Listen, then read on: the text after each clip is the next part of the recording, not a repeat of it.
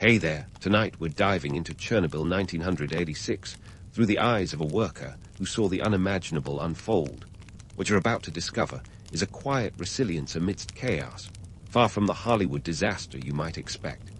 If these stories help you unwind, I'd love a quick like or subscribe, but only if they're genuinely working for you. I'm curious where in the world you're listening from, so drop your location and local time in the comments. It's amazing seeing our little community span the globe through these historical tales. Now settle in, maybe turn on some white noise or grab your favorite blanket, and let's drift into tonight's story together. We're standing in the heart of the Soviet Union's pride and joy, the Chernobyl nuclear power plant. It's 1986, and your days are filled with the hum of machinery, the smell of metal, and the constant buzz of fluorescent lights overhead. This isn't just any job. It's a position at the cutting edge of what the Soviet Union sees as the future of energy. But behind the shiny facade, it's more cutting edge, like a rusty knife, than a precision instrument. Let's be real, you didn't exactly sign up for this job because you dreamed of nuclear physics as a kid. More likely, the promise of a steady paycheck and the prestige of working a nuclear plant drew you in. With about 500 of your comrades working here, the plant isn't just a workplace. It's a small city, complete with its own culture and quirks. It's a beast of an operation, capable of producing 4,000 megawatts of electricity at full capacity. That's enough power to light up millions of homes across Ukraine. Yet, when you boil it down, you're just one of thousands of cogs in this massive machine. But hey, in a country where the state decides your fate, it's as good a cog as any to be. The Soviet Union is betting big on nuclear power. It's the future, they say, a symbol of technological prowess, and a key to economic independence from pesky oil imports. By 1986, nuclear power accounts for about 10% of the Soviet Union's electricity, a figure that's only supposed to grow. You, however, know from experience that the reality is a bit more, let's say, nuanced. You've seen the gloves-off version of Soviet technological prowess, and it's not quite the glorious image splashed across propaganda posters. Take the equipment, for example. Calling it state-of-the-art would be like calling a horse-drawn buggy a sports car. Sure, there are some shiny new parts, but much of it is a patchwork quilt of outdated machinery. It's more make do and mend than boldly go where no one has gone before. The reactor, an RBMK model, is a beast that demands respect and a fair bit of superstition. The problem is that respect doesn't come with a manual, and superstition doesn't exactly make for a great safety protocol. The truth is, most of the staff, including you, are about as well equipped to handle a nuclear meltdown as a fish is to ride a bicycle. Training is often rushed, with more emphasis on getting bodies into uniforms than ensuring those bodies know what they're doing. It's a bit like being handed the keys to a jumbo jet after a couple of lessons on a flight simulator. You know just enough to feel confident, but not enough to realize how much you don't know. But there's a certain allure to the myth of Soviet technological supremacy, isn't there? It's the kind of story that inspires pride, even if it's built on a shaky foundation. The reality, though, is that you're part of a system that prizes quantity over quality, speed over safety, and appearance over substance. That's not to say everything's doom and gloom. There's camaraderie among the workers, a shared understanding that you're all in this together, for better or worse. And let's be honest, it's not like you have much choice. The Soviet economy is a clunky machine itself, driven by 5-year plans and government quotas. Nuclear power is supposed to be the knight in shining armor rescuing the Soviet economy from stagnation. Yet, here you are, just trying to make sure the reactor doesn't decide to throw a nuclear tantrum. You've heard the whispers, the stories of other plants cutting corners and hoping for the best. It's almost a tradition at this point, like passing down a family recipe. Only this recipe comes with a side of potential catastrophe. But that's the Soviet way, isn't it? Keep calm and carry on, comrade. You've got a job to do. So here you are, another day at Chernobyl, part of a grand experiment in nuclear energy, wrapped in a shroud of outdated equipment and undertrained staff. You're not exactly living the dream, but you're not in a nightmare either. At least not yet. For now, the plant hums along, a giant sleeping beast. It's your job to keep it that way, even if you're not entirely sure how. But that's tomorrow's problem. Today, you clock in, keep your head down, and hope for the best. After all, what could possibly go wrong? But today isn't just any day. April 26, 1986 is about to go down in history for all the wrong reasons, and you're front and center, whether you like it or not. The plan was supposed to be simple, a safety test, the kind of routine checkup that's as exciting as watching paint dry. The idea was to simulate a power outage and see if the plant could power down safely using residual energy from the turbines.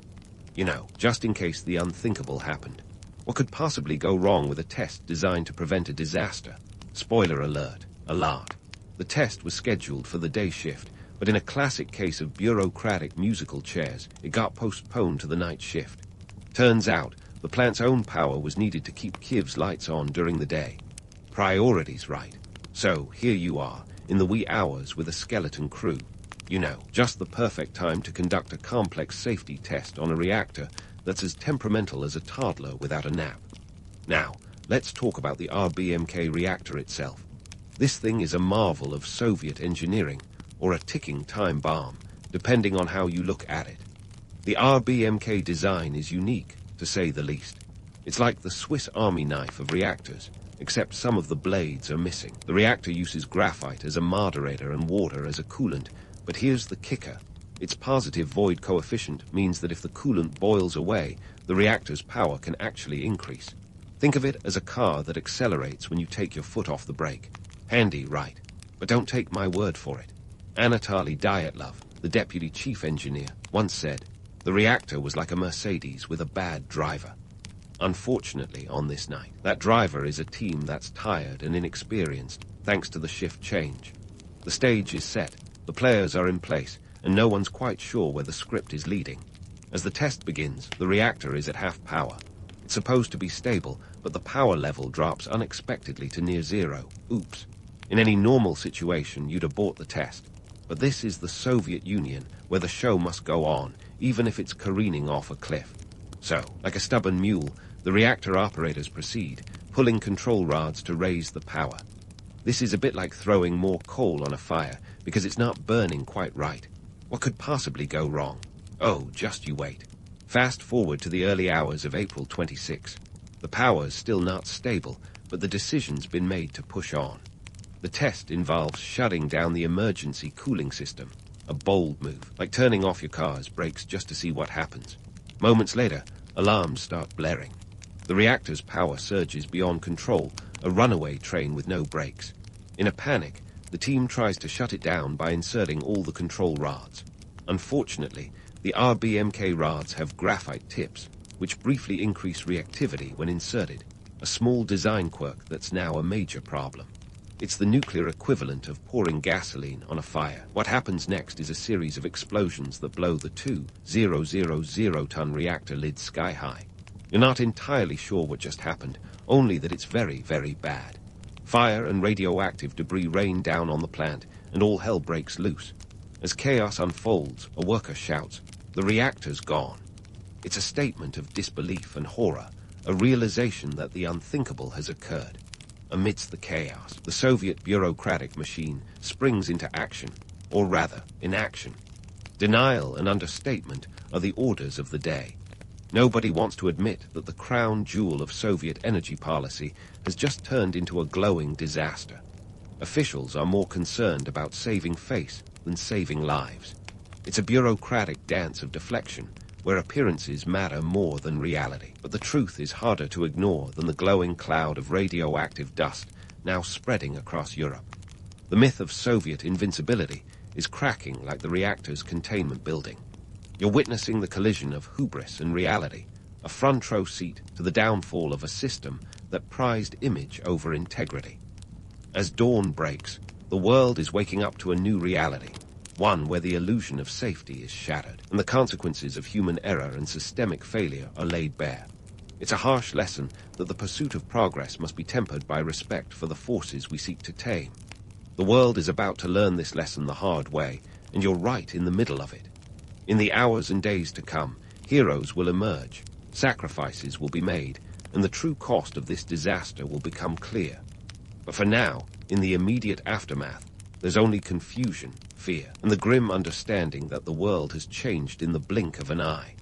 Welcome to ground zero of a disaster that will echo through history, a reminder that sometimes the greatest danger lies not in what we don't know, but in what we think we do. The dust is settling, and by dust, I mean a radioactive cloud of chaos and confusion. You're standing amidst the wreckage, trying to piece together what just happened, not unlike waking up after a bad night and trying to remember where you left your dignity. The air is thick with fear and the acrid stench of smoke.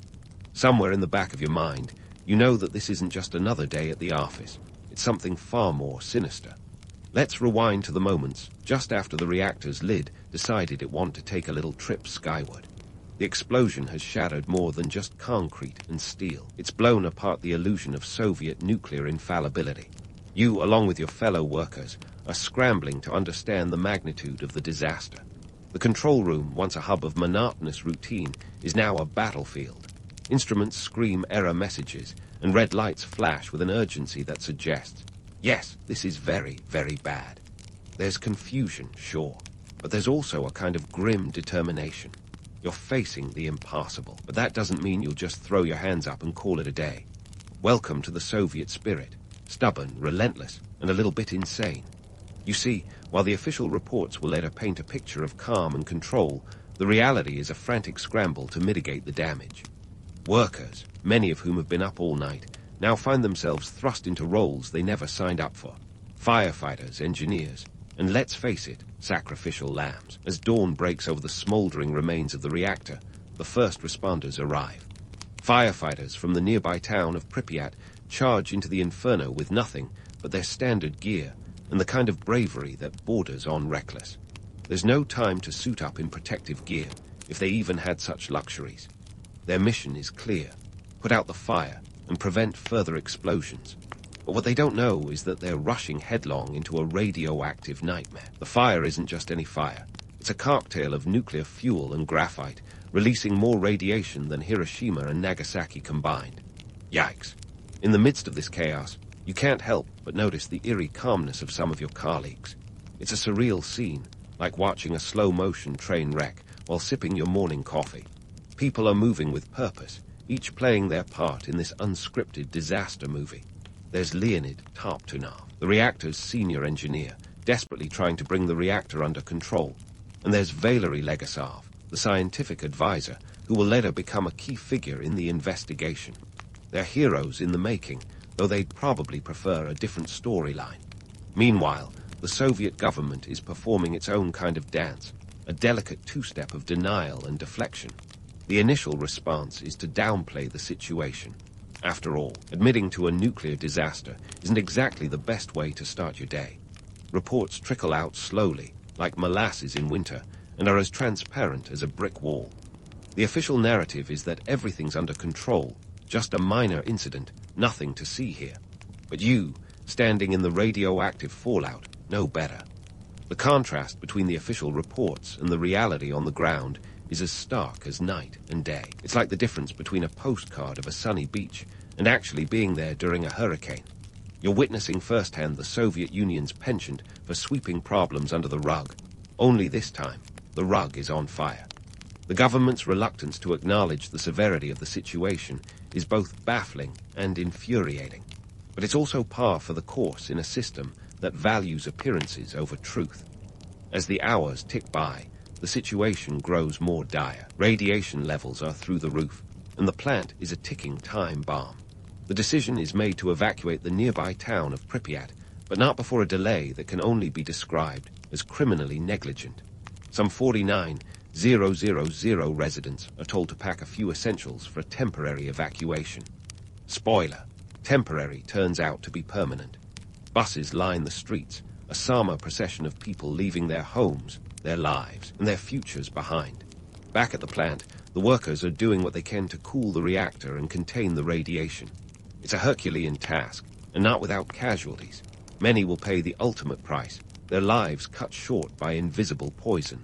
The term liquidator becomes synonymous with sacrifice, as thousands of workers, soldiers, and volunteers are drafted to clean up the mess. They're given minimal protection and even less information.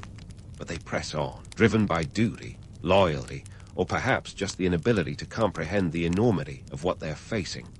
Economically, the disaster is a gut punch to the Soviet Union. The cost of containment and cleanup runs into the billions of rubles, a figure that would give any accountant nightmares. It's a financial black hole, sucking in resources that the already strained economy can ill afford to lose. And let's not forget the geopolitical fallout. The disaster is a PR disaster, exposing the cracks in the Soviet facade to the world. It's one thing to pretend everything's fine when it's not. It's another to do so while radioactive clouds drift over Europe. In the coming days, the Soviet government will be forced to confront the truth. The world is watching, and denial is no longer an option. The disaster at Chernobyl will become a catalyst for change, a wake-up call that echoes through the corridors of power. For now, in the immediate aftermath, all you can do is keep fighting the fire, both literal and metaphorical, and hope that the worst is behind you. The myth of Soviet invincibility has taken a hit, and as you stand amidst the ruins of Reactor No. 4, you can't help but wonder what comes next. The lessons of Chernobyl are still being written, but one thing's for sure, the world will never be the same. It's a harsh reminder that even the mightiest can fall, and that sometimes the greatest danger lies not in the technology we wield, but in the hubris that blinds us to its potential for destruction. As the radioactive dust settles, the fallout from Chernobyl is more than a physical phenomenon. It's a seismic shift in the political and social landscape of the Soviet Union. The disaster is like a spotlight suddenly switched on in a room full of dust-covered furniture, revealing the cracks and cobwebs that years of propaganda had meticulously hidden. It's a grim realization for a regime that thrived on its image of technological prowess and invincibility. So, let's dive into the ripple effects of this nuclear catastrophe. First up, the human cost. It's not just about the immediate casualties, although let's pause to acknowledge the stark numbers.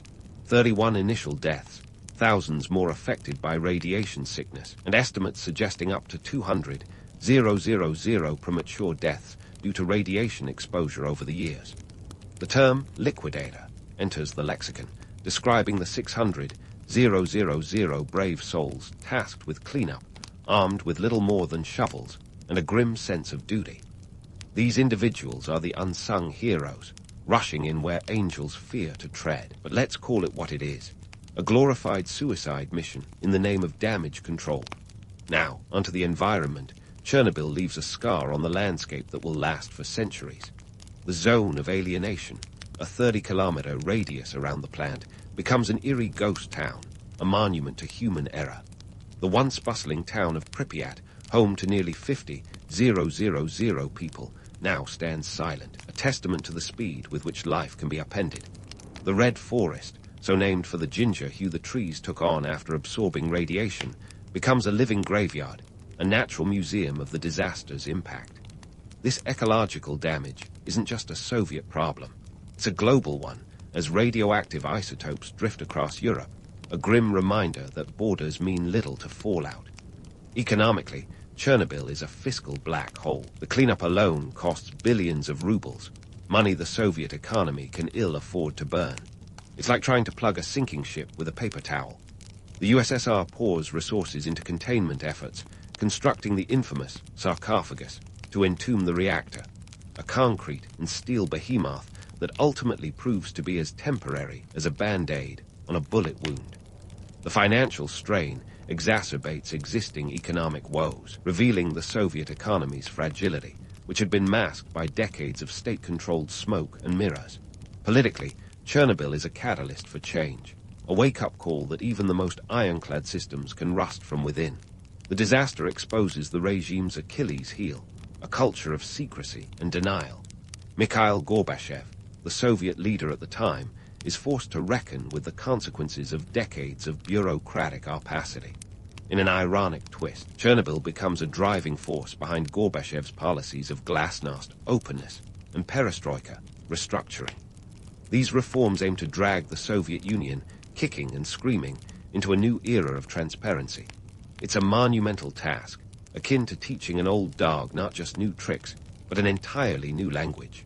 Chernobyl also serves as a mirror, reflecting the cracks in the Soviet state that had long been papered over. The disaster shatters the illusion of control, revealing a regime more concerned with maintaining its image than addressing its systemic weaknesses.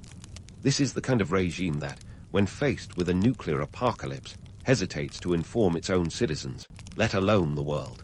The initial Soviet response is a masterclass in downplaying disaster, a textbook case of deny, deflect, and hope for the best.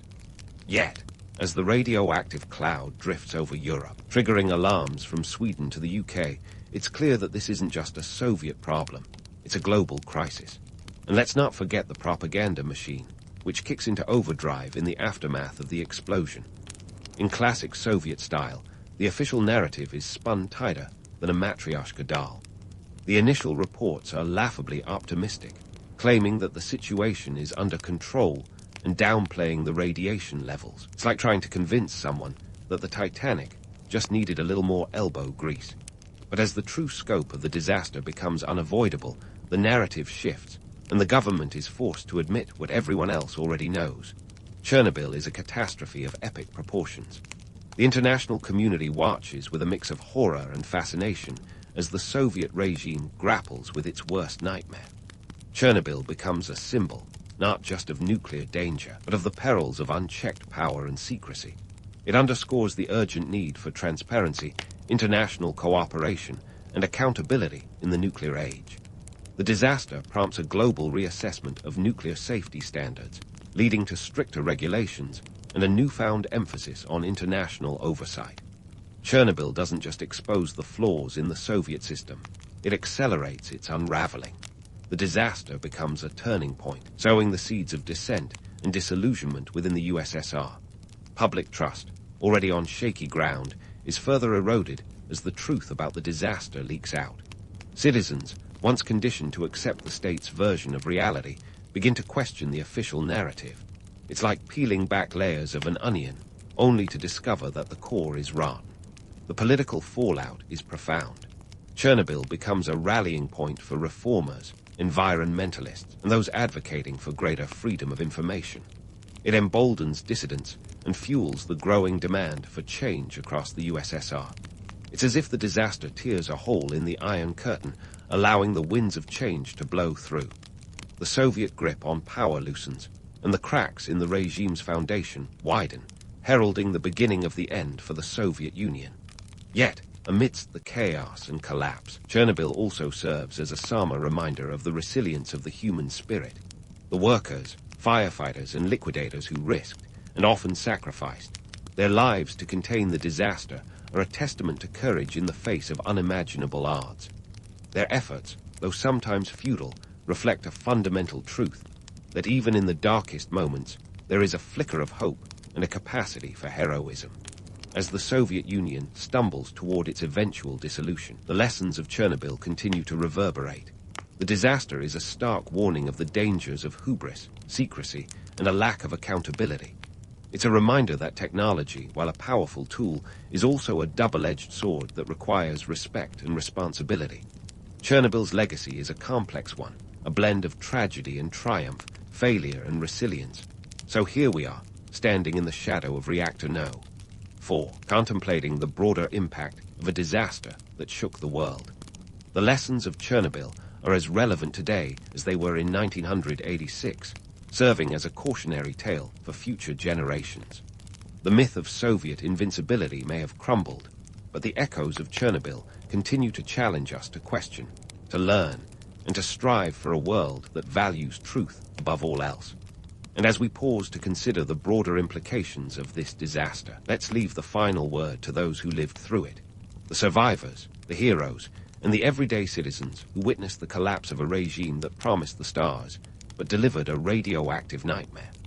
Their stories are a testament to the resilience of the human spirit, a reminder that even in the face of disaster, hope can endure.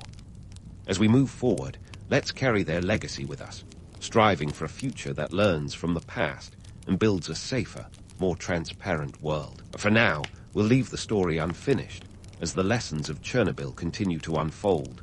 The fallout from Chernobyl resonates far beyond the reactor's crumbling walls, leaving a legacy that refuses to fade into the annals of history. It's a testament to humankind's dual capacity for catastrophe and resilience, a sort of twisted yin and yang of nuclear energy.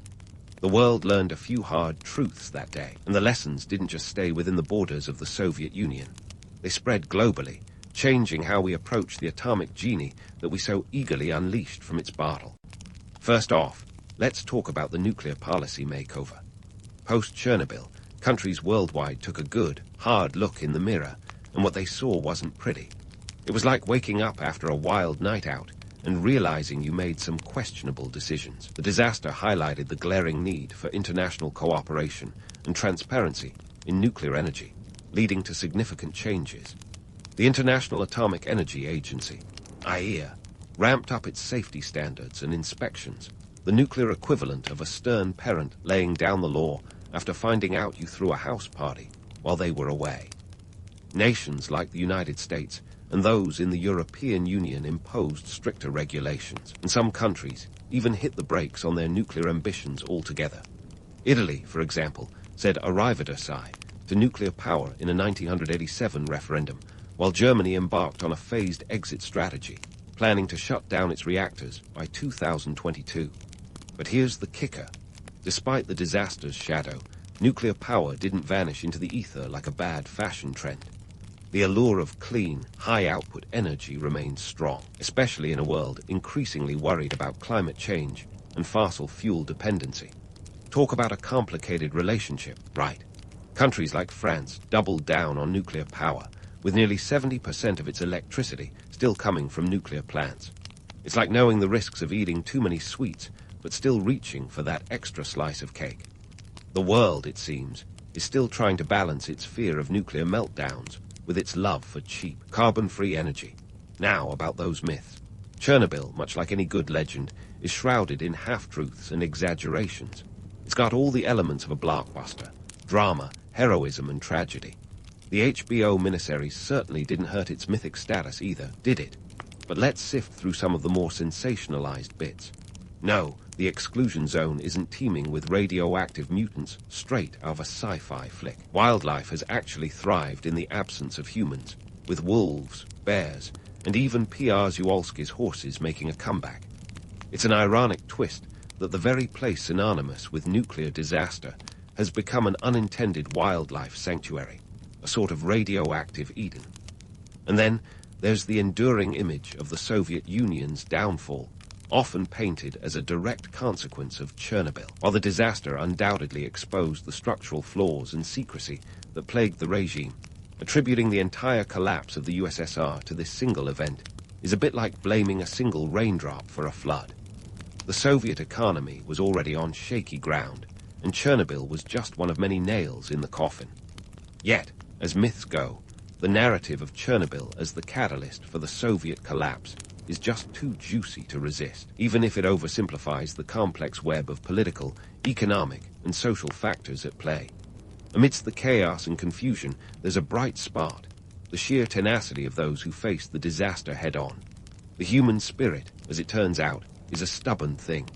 The liquidators, the firefighters, and the plant workers who risked, and often lost, their lives to contain the fallout are a testament to courage in the face of overwhelming odds. It's a reminder that even when humanity stumbles into its own mess, there's a capacity for heroism that shines through. These men and women didn't just battle radiation. They battled the very system that failed them, and their sacrifices echo down the corridors of history. As the years have rolled by, the fascination with Chernobyl hasn't waned. In fact, it's grown, fueled by a mix of morbid curiosity and the enduring allure of a good mystery. Tours of the exclusion zone have become a macabre must-see for thrill-seekers and history buffs alike. It's like the world's strangest theme park, where the rides are rusting Ferris wheels and the attractions are abandoned apartment blocks. And while some might call it dark tourism, others see it as a pilgrimage to one of history's most significant cautionary tales. Either way, Chernobyl continues to captivate our imaginations, a potent symbol of human error and resilience. So, here we are, decades on, still grappling with Chernobyl's legacy. It's a complex tapestry of lessons learned and narratives spun, underscored by the sobering reality of what happens when technology outpaces our wisdom. But amid the cautionary tales and haunting images, there's also a flicker of hope. The world has learned a thing or two about humility and the importance of transparency, and we've made strides in ensuring that the mistakes of the past aren't repeated. In the end, Chernobyl is more than just a disaster. It's a reminder of our shared humanity, our capacity for both brilliance and folly. It's a story that continues to be written, reminding us that while we may stumble, we also have the power to rise. So, as you drift off to sleep, ponder this. The true legacy of Chernobyl lies not just in its ruins, but in the lessons we've carried forward, shaping a future that, hopefully, balances progress with prudence. And if there's one takeaway from this nuclear saga, it's that our greatest strength lies not in our technology, but in our ability to learn, to adapt, and to keep moving forward, one cautious step at a time. In the shadow of the formidable Mount Olympus, around 800 BCE, something extraordinary was brewing that would change the course of Western civilization, the rise of the Greek polis, or city-state. Picture a landscape dotted with small, scattered villages. These were more than just clusters of huts. They were the seedlings of what would soon become the powerful and fiercely independent city-states. It was like watching a collection of garages in Silicon Valley transform into tech giants. Each polis was a startup, with its own unique brand of chaos, ambition, and occasional brilliance. Now, let's address the million drachma question. Why did these city-states pop up like daisies across the Greek landscape? Blame it on geography. Greece is basically a crossword puzzle of mountains and sea, with jagged coastlines and islands scattered like confetti. These natural barriers were a double-edged sword. On one hand, they made unifying the region under a single government about as easy as herding cats. On the other, they fostered the development of independent communities, each nestled in its own little pocket of the landscape. Imagine trying to run a marathon while hopping from one rocky outcrop to another. That's what it felt like trying to communicate or travel across ancient Greece. But let's not forget the economic forces that greased the wheels of this transformation. Enter olive oil and pottery, two not-so-humble products that helped fuel these burgeoning communities.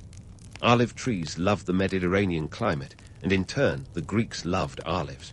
The oil became a staple, not just for cooking, but for lighting lamps and anointing bodies. It was liquid gold, and it traveled well, which meant it could be traded far and wide. Meanwhile, Greek pottery was the Instagram of its day. Every piece told a story, and everyone wanted a piece of the action. The demand for these goods helped turn small settlements into thriving trade hubs. Setting up governments and laws in these new city-states was another story. Imagine a group of ambitious villagers trying to decide who gets to sit on the throne, except the throne is a wooden stool, and everyone's a little too fond of fermented grape juice. These early political systems were as unpredictable as a soap opera, filled with power struggles, alliances, and betrayals. The Greeks were essentially riding the manual on democracy, oligarchy, and tyranny all at once. It was an all-you-can-eat buffet of governance styles, and everyone was invited. Take Athens, for example.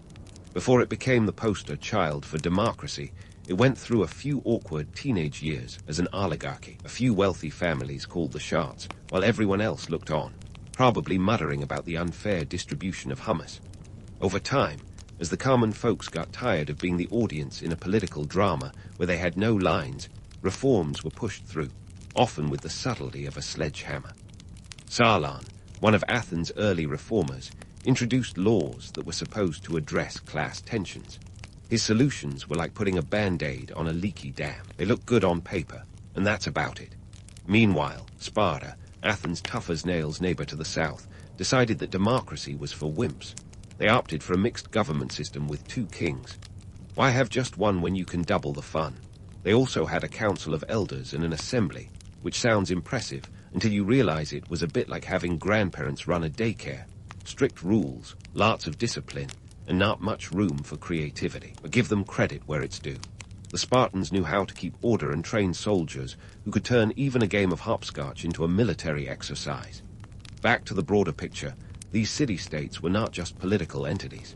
They were cultural powerhouses, each with its own identity, like a collection of fiercely independent siblings who shared the same chaotic upbringing but ended up with wildly different personalities.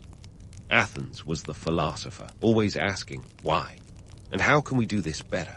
Sparta, on the other hand, was the jock, more interested in physical prowess and discipline than in debating the nature of existence. All this might sound like a well-orchestrated plan, but make no mistake, there was a lot of stumbling and bumbling along the way.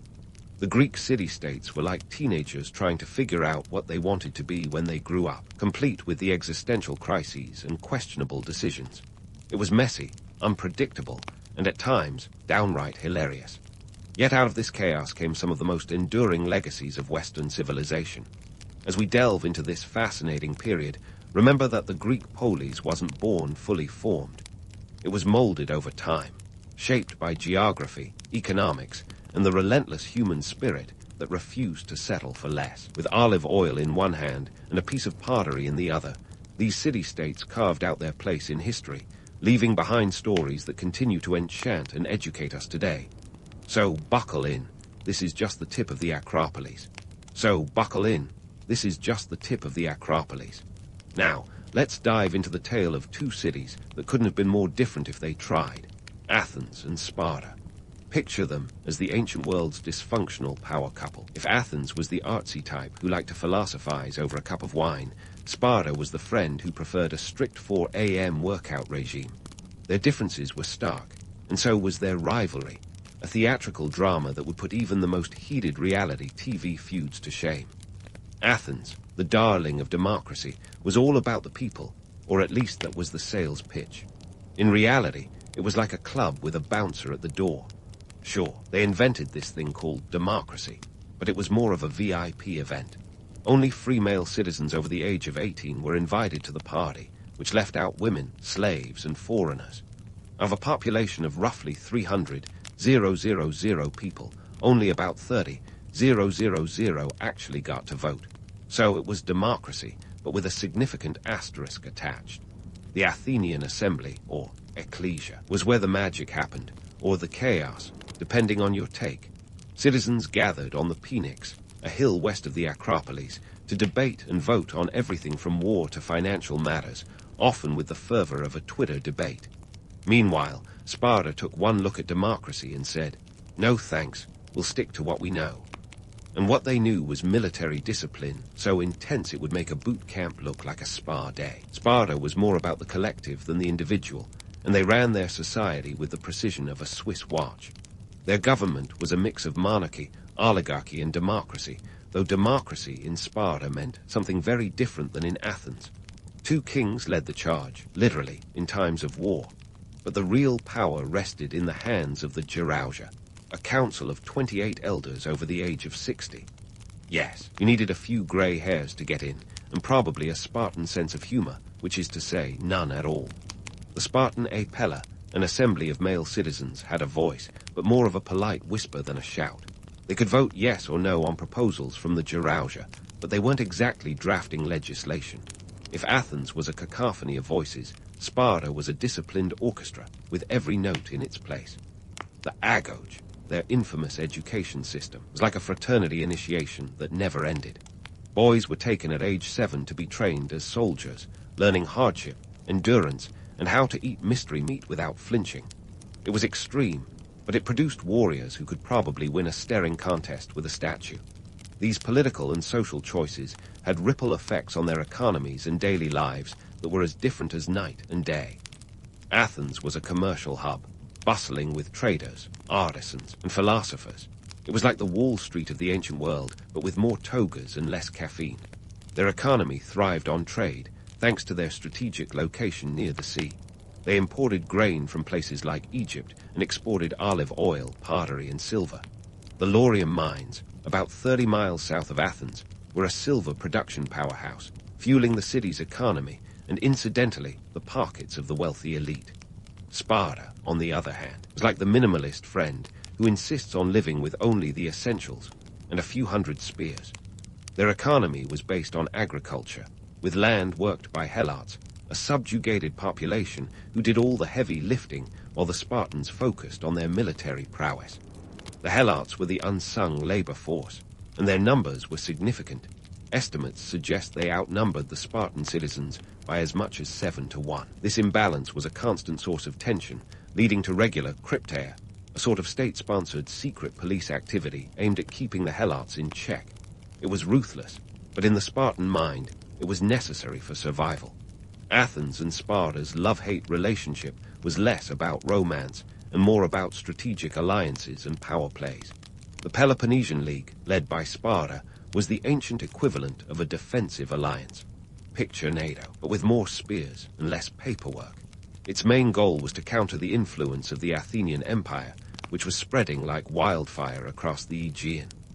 Athens' Delian League was initially formed to unite against the Persian threat, but quickly morphed into an Athenian empire in all but name.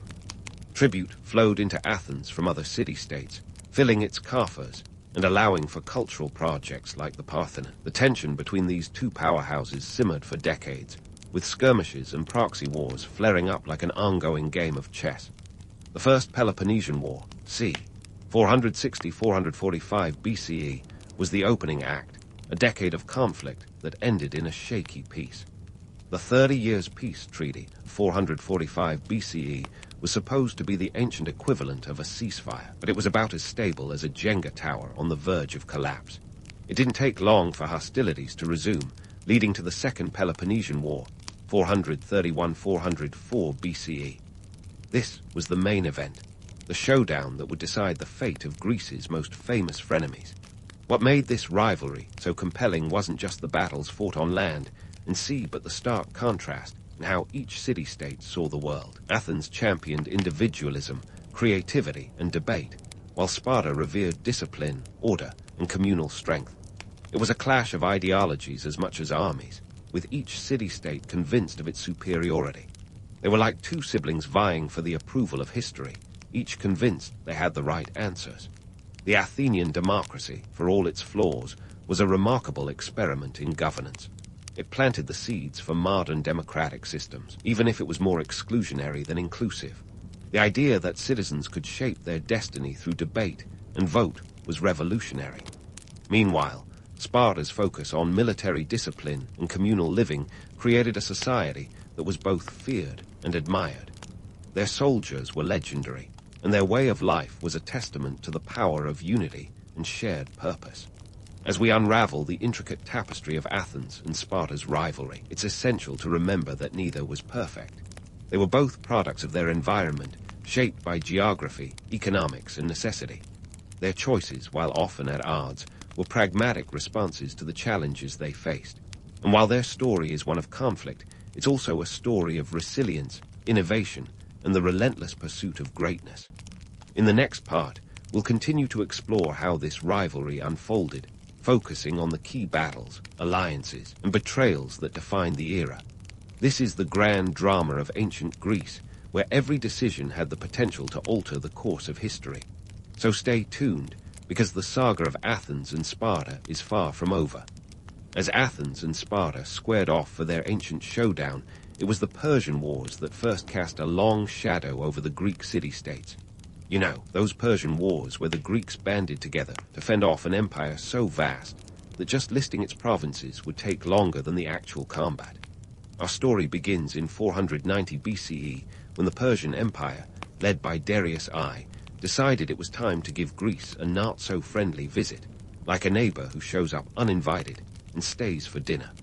First up was the Battle of Marathon. The Persians landed with a force of around 25,000 men, expecting to steamroll the Greeks. Instead, they were met by a smaller Athenian force of about 10,000 hoplites. The Athenians, showing off their strategic savvy, took advantage of the terrain and their heavier armor to deliver a surprise victory. The Persians were left scratching their heads, probably wondering if they'd taken a wrong turn somewhere. The Greeks lost about 192 men, while the Persians left around 400 soldiers on the field, making it a very one-sided scorecard. Now, this is where we hit peak absurdity.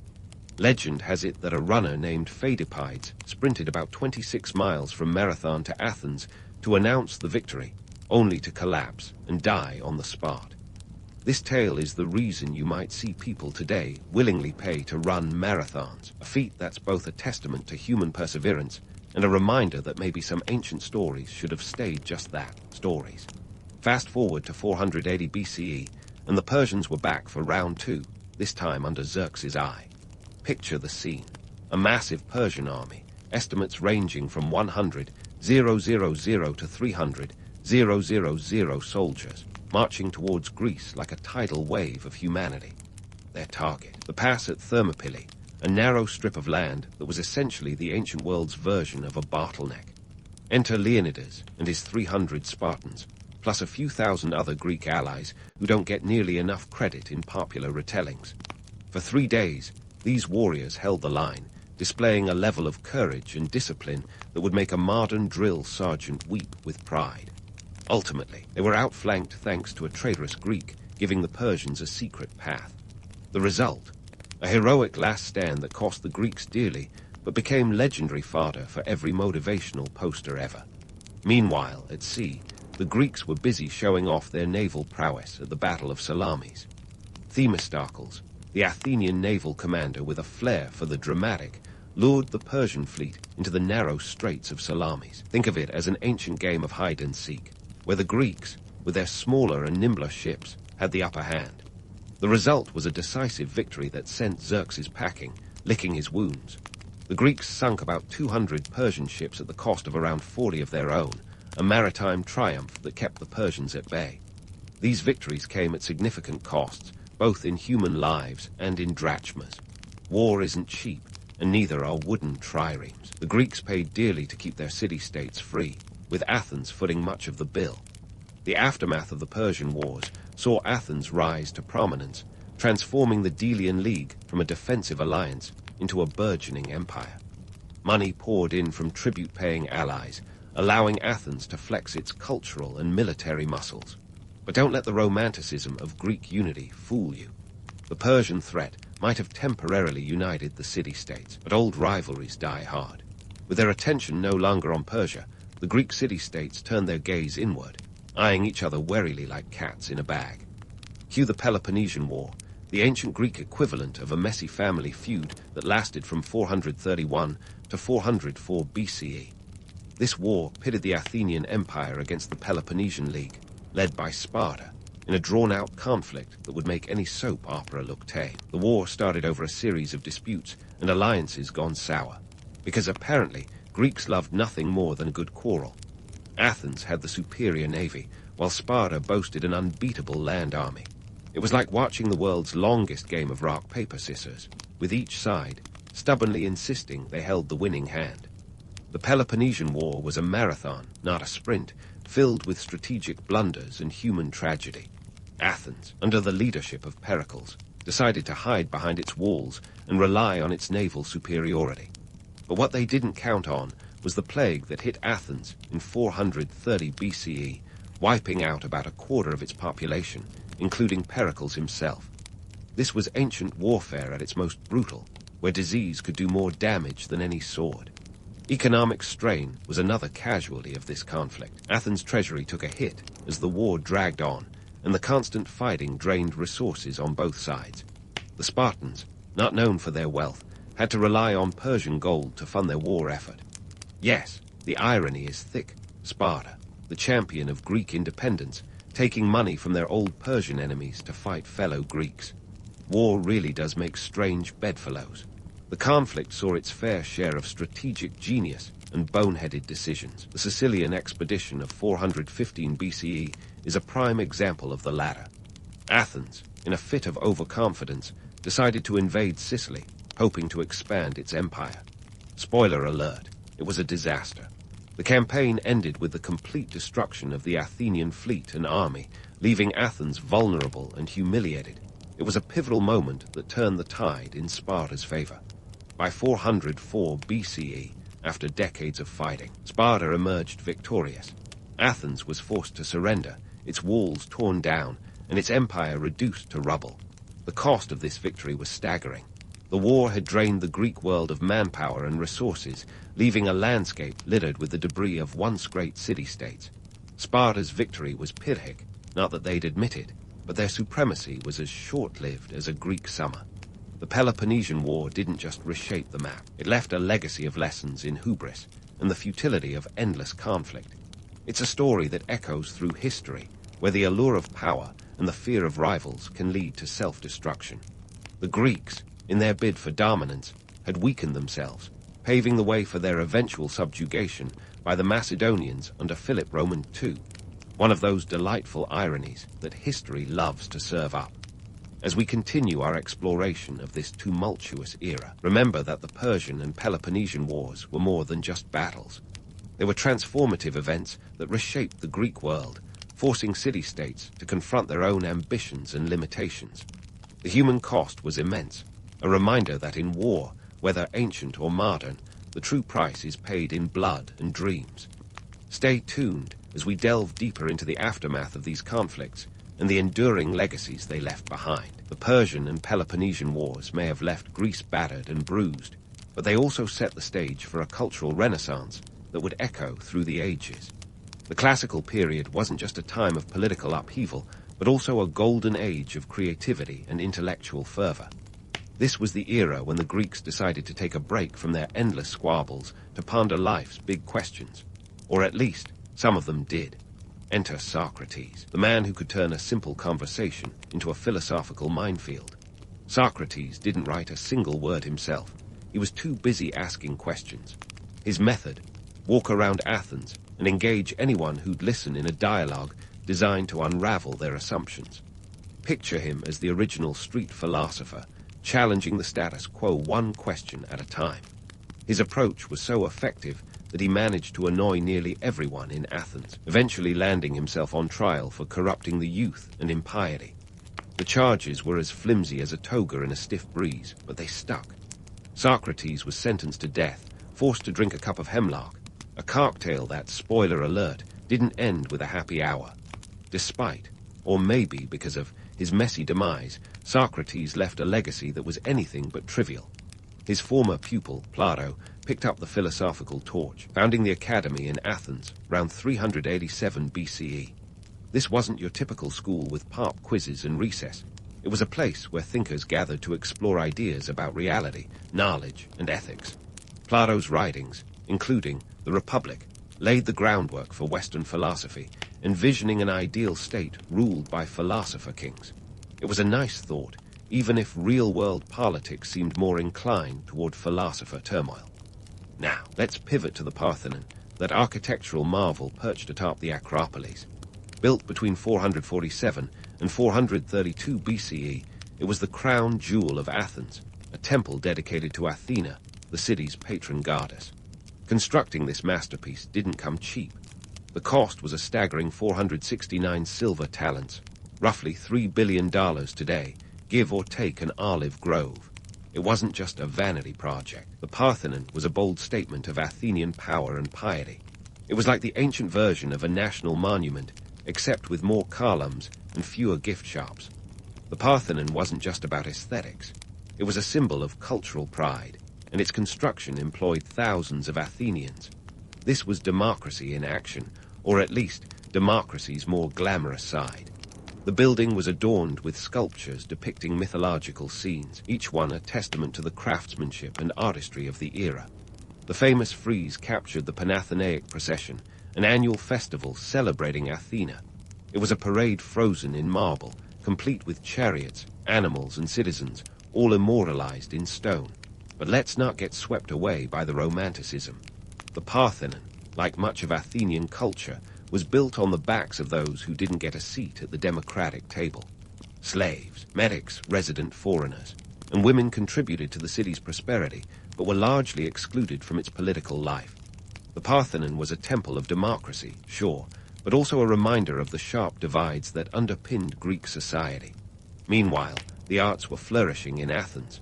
Drama became a key part of civic life, with playwrights like Aeschylus, Sophocles, and Euripides penning works that still resonate today. These weren't just plays, they were social commentaries, exploring themes of justice, power, and human folly. The theater of Dionysus, nestled on the southern slope of the Acropolis, was the place to be. It could hold up to 17,000 spectators, all eager for a day of tragedy and comedy, a bit like binge-watching Netflix, but with more sandals and fewer cliffhangers. Aeschylus, often called the father of tragedy, introduced a second actor to the stage, turning monologues into dialogues and allowing for more complex storytelling. His austere trilogy tackled themes of justice and revenge, raising questions about divine intervention and human agency. Sophocles, his successor, wrote over 120 plays, of which only 7 survive. Oedipus Rex, his most famous work, is a masterclass in dramatic irony, where the protagonist spends the entire play trying to avoid a fate that's already sealed. Spoiler, it doesn't end well. Euripides, the youngest of the big 3, brought a more human touch to his dramas. He delved into the psychology of his characters, exploring their motivations and flaws with a critical eye. His play Medea is a gripping tale of passion and betrayal, a narrative that challenges societal norms and leaves audiences questioning the boundaries of justice and morality. But while Athens was busy writing its cultural magnum opus, political tensions simmered beneath the surface. The rivalry with Sparta hadn't vanished. It had merely taken a sabbatical. The Peloponnesian War had left scars, and the city-states were struggling to find a new equilibrium. Athens, with its imperial ambitions, was like a moth drawn to a flame, unable to resist the allure of power even as it risked getting burned. Economically, Athens was a powerhouse, its coffers filled by tributes from the Delian League. This influx of wealth funded not just public works like the Parthenon, but also the arts and sciences. Philosophers, playwrights, and artists thrived in this environment, their works fueled by the city's prosperity. Yet this prosperity was a double-edged sword, breeding envy and resentment among other city-states who saw Athens as a domineering force. As the classical period unfolded, the Greek world was a patchwork of alliances and rivalries, each city-state vying for dominance in a landscape shaped by geography and ambition. The cultural achievements of Athens were monumental, but they couldn't mask the underlying tensions that continued to bubble away. The era was like a grand symphony, full of soaring highs and ominous undertones, a reminder that even in periods of great achievement, human nature remains a complex tapestry of brilliance and folly. This was a time when the seeds of Western culture were sown, nurtured by the fertile soil of Greek thought and creativity. Yet it was also a period of political instability, where the relentless pursuit of power often overshadowed the noble ideals celebrated by philosophers and artists. As we continue to explore this fascinating chapter in history, we'll delve deeper into the cultural and political dynamics that shaped the classical period, revealing a world as vibrant and complex as the minds that inhabited it. Stay with us as we unravel the next layers of this rich tapestry, where history and legend continue to intertwine in a dance as old as time itself. As the classical period crescendoed to its grand finale, the Greek world found itself standing at a crossroads, equal parts glory and contradiction. Despite Athens' cultural fireworks making headlines, the political landscape was more like a slow-motion car crash you couldn't look away from. Internal strife, external threats, and a relentless string of power plays had the Polis system teetering on the edge.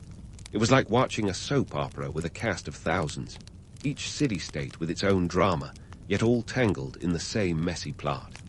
Enter Macedon, the underdog with an eye on the prize. While Athens and Sparta were busy bickering like siblings who couldn't agree on what to watch on Netflix, Macedon was quietly getting its act together under the watchful eye of King Philip Roman II. This wasn't just a random act of ambition. The Macedonians, with their fertile plains and untapped resources, were like a startup poised to become the next big thing. While the Greek city-states were locked in their endless cycle of rivalry, Macedon's rise was as inevitable as a spoiler alert in a Game of Thrones discussion. Philip Roman II, a king with the charisma of a rock star and the strategy of a grandmaster, saw the Greek disunity as an opportunity. He reformed the Macedonian army, transforming it into a finely tuned war machine with innovations like the sarissa, a ridiculously long spear that made traditional hoplites look like they were wielding toothpicks. By the time Philip was done, Macedon wasn't just a player. It was the player, ready to take center stage. Grand showdown came in 338 BCE at the Battle of Chaeronea. Philip, with his son Alexander by his side, took on the combined forces of Athens and Thebes. It was a matchup that had all the makings of a blockbuster, complete with familial drama and epic stakes. The result, a decisive victory for Macedon. The city-states were left reeling, like a boxer who'd just been knocked out cold. Greek independence was now more of a fond memory than a reality. With Greece under his thumb, Philip set his sights on Persia, dreaming of empire. But fate had other plans. In 336 BCE, he was assassinated, a plot twist worthy of Shakespeare, if Shakespeare had written about guys with spears and chariots. Enter Alexander the Great, who took the reins at just 20 years old, ready to turn his father's vision into reality. If Philip was the architect, Alexander was the builder, and he was about to construct an empire so vast that it would make Roman emperors blush. Alexander's conquests were legendary.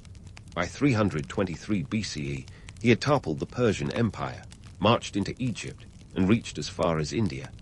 His campaigns were a logistical nightmare turned triumph, with armies trekking thousands of miles across deserts, mountains, and rivers. If there were frequent flyer miles available back then, Alexander would have been the world's first platinum member.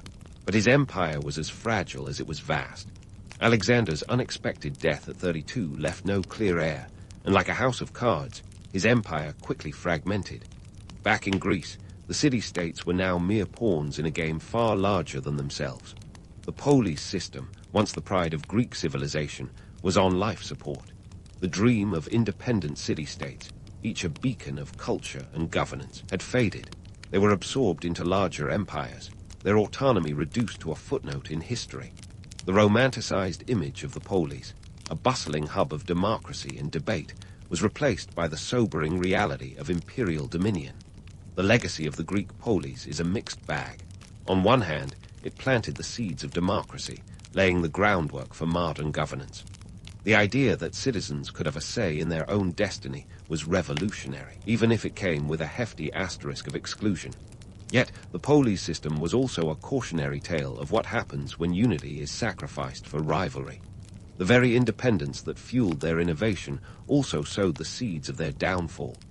In the grand tapestry of history, the Greek city-states were both a triumph and a tragedy.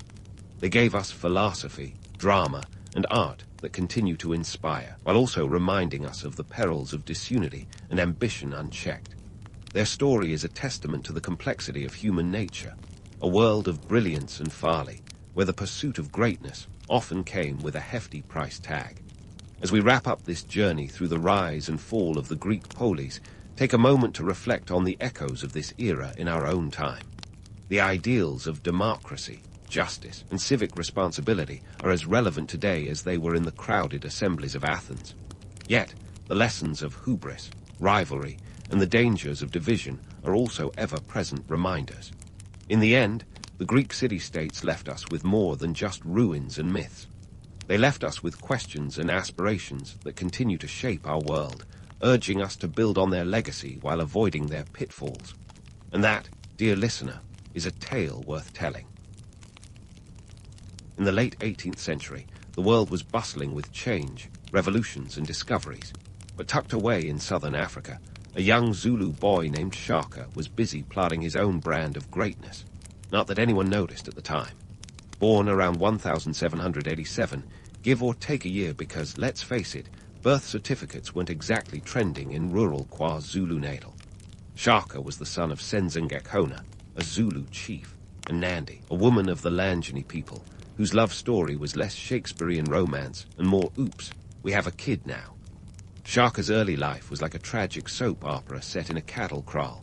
His parents' relationship was rocky, leading to Nandi and Shaka being effectively kicked out of the Zulu clan before Shaka could even walk properly. Talk about a rough start. They found refuge with the Langeni, but it was less welcome home and more you're here, I guess, as they faced rejection and ridicule. Shaka's childhood was a masterclass in resilience, or as we'd say today, just trying to survive middle school, but with spears.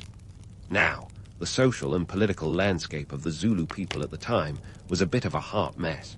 Picture a patchwork quilt of small chiefdoms, each trying to outdo the other in a game of who's got the bigger cow, which was the 18th century equivalent of today's social media clout. But lurking under this seemingly pastoral surface was a brewing storm of alliances, betrayals, and ambitions that would make Game of Thrones look like a tea party.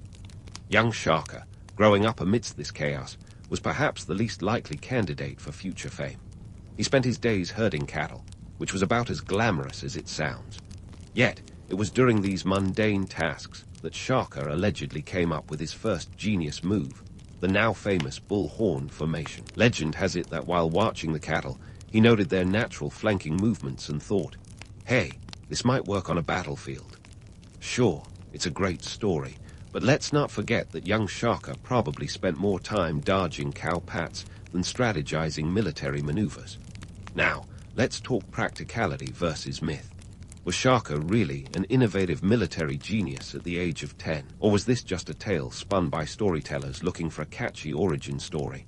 The truth likely lies somewhere in between. Shaka was undoubtedly observant and intelligent, but the idea that he single-handedly designed complex warfare strategies as a child might be as realistic as expecting a toddler to code a video game. The myth, however, serves a purpose. It sets the stage for Shaka's later achievements and paints him as a prodigy in the making. It's important to remember that, while Shaka's early life was marked by hardship, it was also a crucible that forged his character. The constant bullying and marginalization he experienced would later fuel his unrelenting drive for power and respect. If there's one thing the world should know, it's that underestimating Shaka was like poking a sleeping lion with a very short stick. By the late 1790, Shaka's life took another turn when he and his mother moved to the Mthethwa chiefdom, ruled by Dingiswayo, a visionary leader who saw potential in the young man. Dingiswayo became something of a mentor to Shaka, a role that would prove pivotal. Under Dingiswayo's guidance, Shaka's natural talents were honed, and he transformed from a boy with a chip on his shoulder into a formidable warrior. Dingiswayo's influence was crucial, but Shaka was no mere protege. He quickly rose through the ranks, his reputation for bravery and strategic acumen growing with each skirmish. Shaka's innovations in warfare, like the short stabbing spear or iklua and the use of disciplined formations, were revolutionary.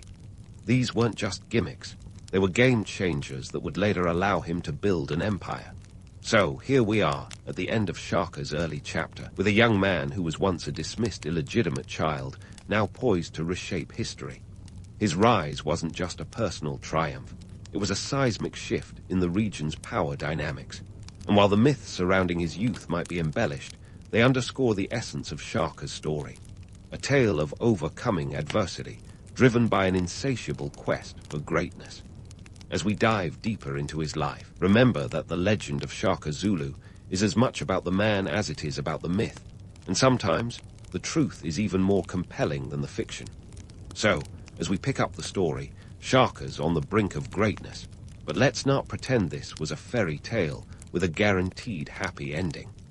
The path to power in the early 19th century wasn't exactly paved with good intentions and positive affirmations. It was more like a treacherous mountain path littered with the bones of your enemies, and sometimes your friends.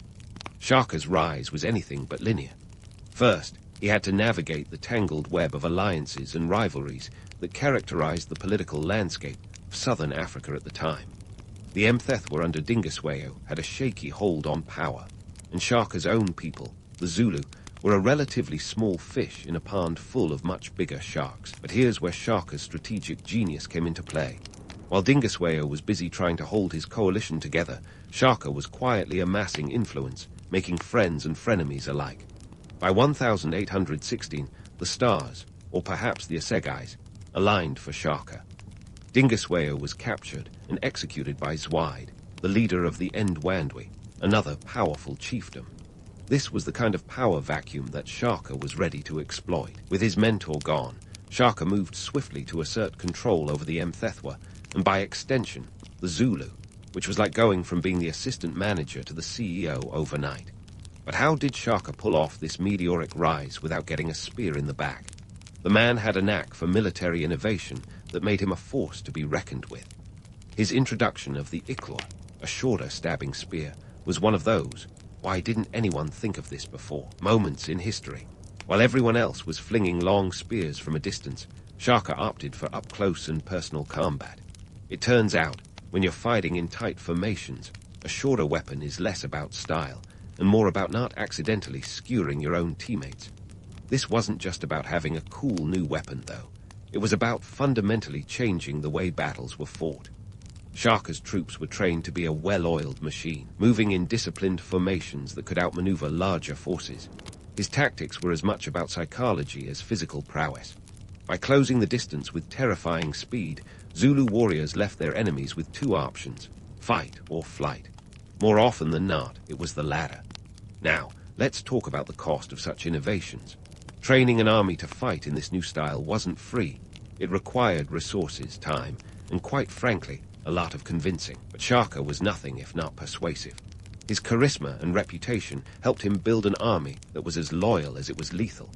It's estimated that his forces grew from a modest few hundred to thousands strong, a testament to his ability to inspire and lead. Shaka's military reforms weren't just about winning battles. They were about consolidating power in a region where allegiances were as fickle as the weather. By creating a powerful and united force, Shaka was able to expand the Zulu kingdom, absorbing or conquering neighboring territories. This wasn't a peaceful expansion, of course. The process was ruthless, marked by bloodshed and terror. But let's not kid ourselves. This was the norm rather than the exception in the age of empires. Perhaps one of the most compelling aspects of Shaka's reign was his ability to maintain control amidst the chaos. The political landscape was a constant game of chess, and Shaka was a master player. He formed strategic alliances with other chiefdoms, using diplomacy and intimidation to keep potential rivals in check. However, the same qualities that made him a formidable leader also sowed the seeds of distrust.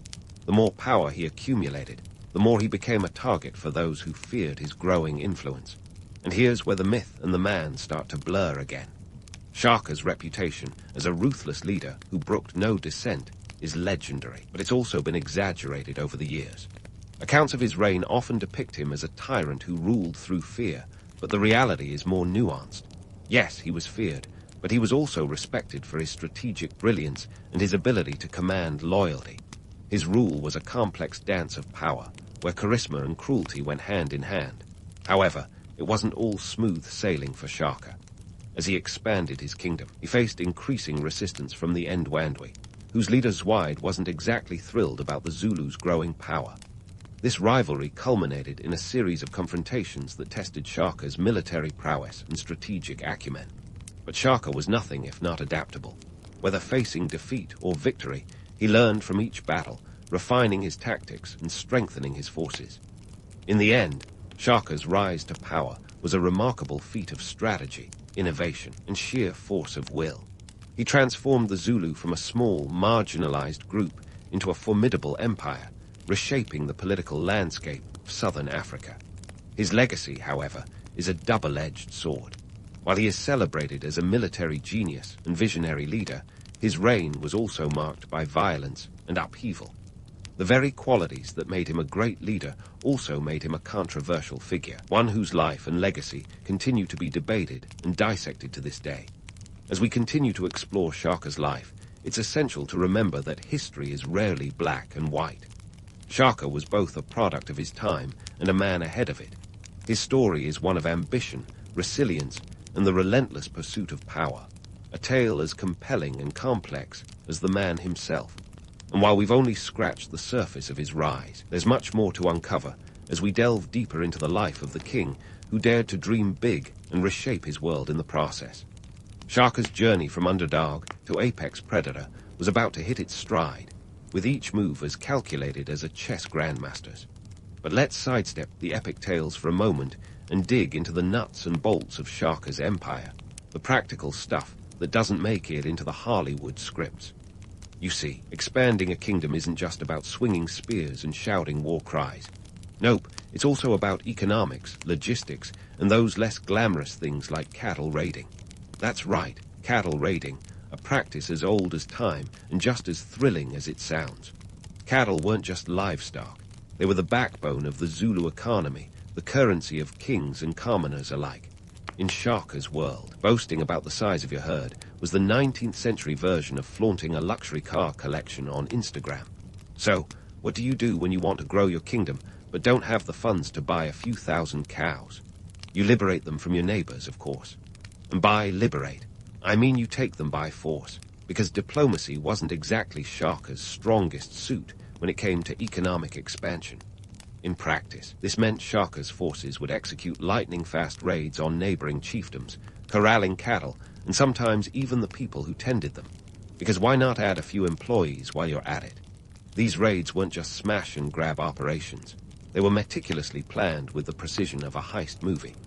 The Zulu warriors would swoop in, grab the goods, and retreat before the hapless victims could muster a meaningful defense. It was audacious, effective, and a little bit illegal, if those sorts of laws had existed.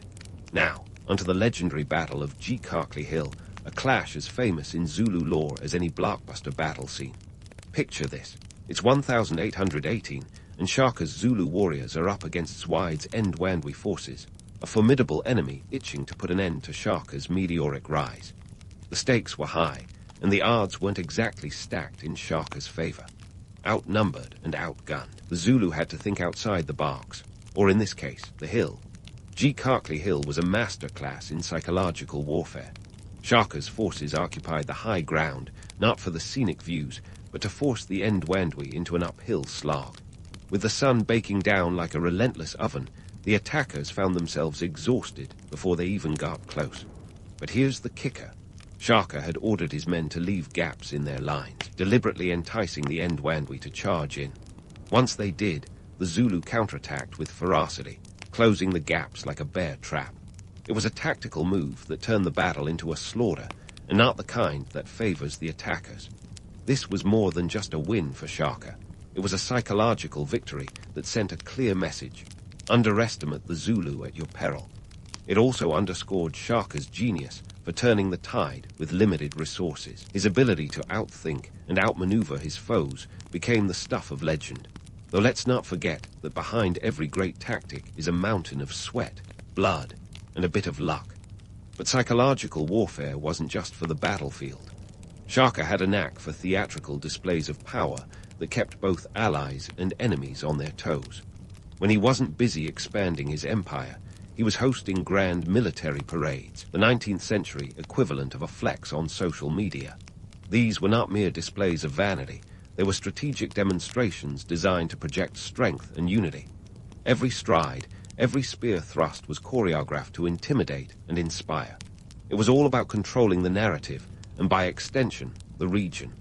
This theater of power extended to his interactions with other chiefdoms. Shaka was a skilled diplomat. If by diplomat, you mean someone who could charm your socks off while simultaneously plotting your downfall. He used alliances like chess pieces, positioning them to his advantage while sowing seeds of mistrust among his enemies. It was a delicate balance of fear and respect, and Shaka walked that tightrope with the confidence of a circus performer.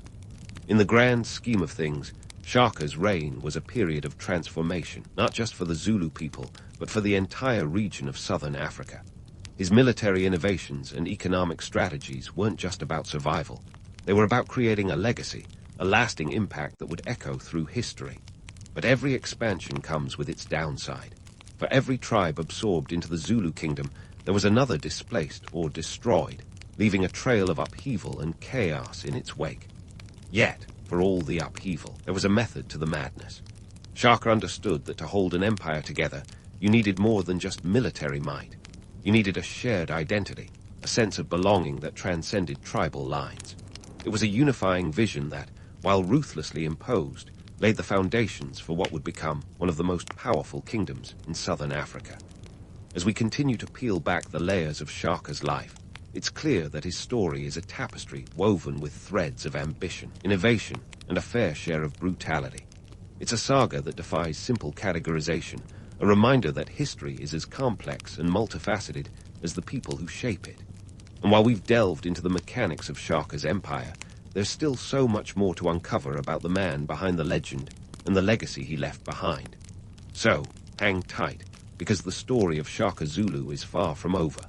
If Shaka's rise was a symphony of strategy and innovation, then the internal politics of his court were the jazz improv session where anything could happen, and often did. Let's swing open the doors to Shaka's court, where alliances were as fragile as a soap bubble and loyalties shifted faster than you could say Ikwa.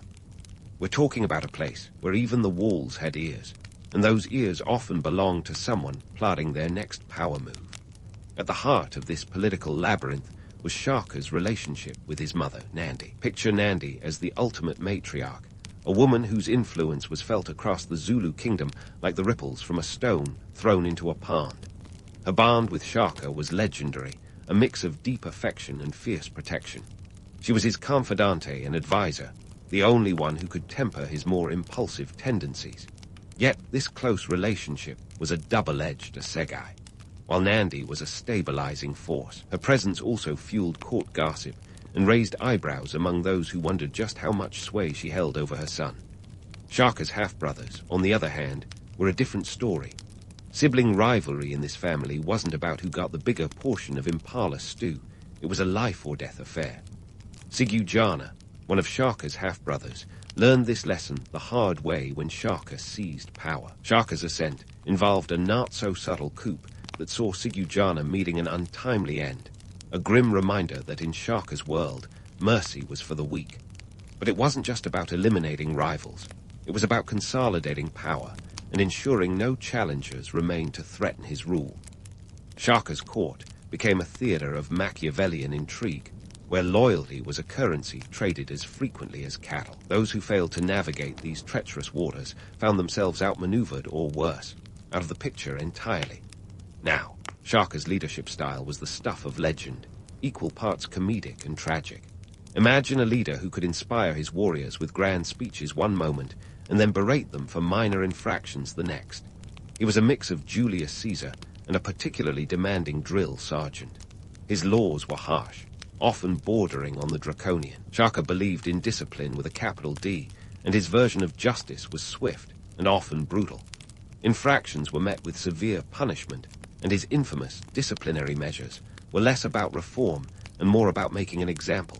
But let's inject some myth-busting realism here. Shaka's reputed paranoia has been blown out of proportion by storytellers over the years. Sure, he had his moments of suspicion. What ruler wouldn't when surrounded by so many daggers, both literal and metaphorical? However, the image of Shaka as a tyrant, constantly fearing betrayal, is more fiction than fact.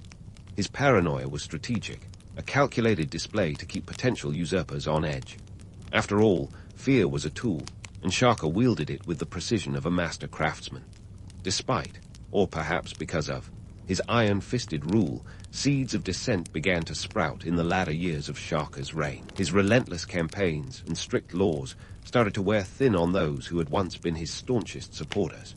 The very tactics that secured his power also sowed the seeds of rebellion.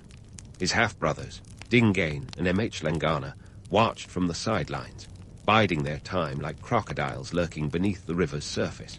The economic engine of Shaka's kingdom was fueled by conquest, but even a well-oiled machine can run into trouble. As the Zulu Empire expanded, the logistics of managing such a vast territory became increasingly complex. Shaka's focus on military might left little room for the mundane yet essential task of governance. It was a classic case of biting off more than you can chew, and the cracks were beginning to show. Moreover, the sheer scale of Shaka's campaigns strained resources to the limit. The constant warfare not only depleted the kingdom's coffers, but also took a toll on its people. The Zulu warriors, once eager to follow Shaka into battle, began to question the endless cycle of conflict. And it wasn't just the warriors. The common folk, whose lives were disrupted by the demands of war, started to murmur their discontent. But herein lies the paradox of Shaka's legacy. His relentless drive for power and expansion was both his greatest strength and his Achilles' heel. The same qualities that elevated him to the pinnacle of power also set the stage for his eventual downfall. As the descent grew, so did the risk to Shaka's carefully constructed empire. His half-brothers, sensing the shifting tides, began to plot their own moves, setting the stage for a drama that would rival any Shakespearean tragedy. Shaka's story, therefore, is not just one of a powerful monarch, but also a cautionary tale about the volatility of power. It's a narrative that unfolds amidst the clash of ambition and reality, where dreams of empire meet the hard truths of human nature. As we venture further into this saga, remember that the tale of Shaka Zulu is as much about the man who dared to dream as it is about the dreams that dared to unravel. Hang tight. The story's crescendo is just around the corner. And so, as the storm clouds gathered over the Zulu kingdom, Shaka's empire, built on the foundation of ambition, cunning, and a fair bit of coercion, was about to face its ultimate test. It was 1828, a year that would mark the end of an era and the beginning of a legacy that would rival any epic tale spun by bards, or more accurately, historians with a flair for the dramatic. Let's set the stage for the final act. Shaka Zulu, once the underdog turned overlord, was now a ruler whose shadow loomed large over southern Africa. His military and political prowess had transformed the Zulu from a minor chiefdom into a formidable empire. But as with any great power, the peril of overreach was ever present. Shaka's relentless expansion and iron-fisted rule had not only strained his resources, but also his relationships, particularly those closest to him. Enter the fraternal plotters, Dingain and M.H. Langana, Shaka's half-brothers, who were growing increasingly restless in the wings. For them, the time had come to step out of the shadows and into the spotlight. They weren't alone in their discontent. Many within Shaka's court had become weary of his unyielding demands and the endless cycle of war. The brothers found allies among these factions, each nursing their own grievances, each ready to trade safety for a shot at power. Now, here's the thing about coups.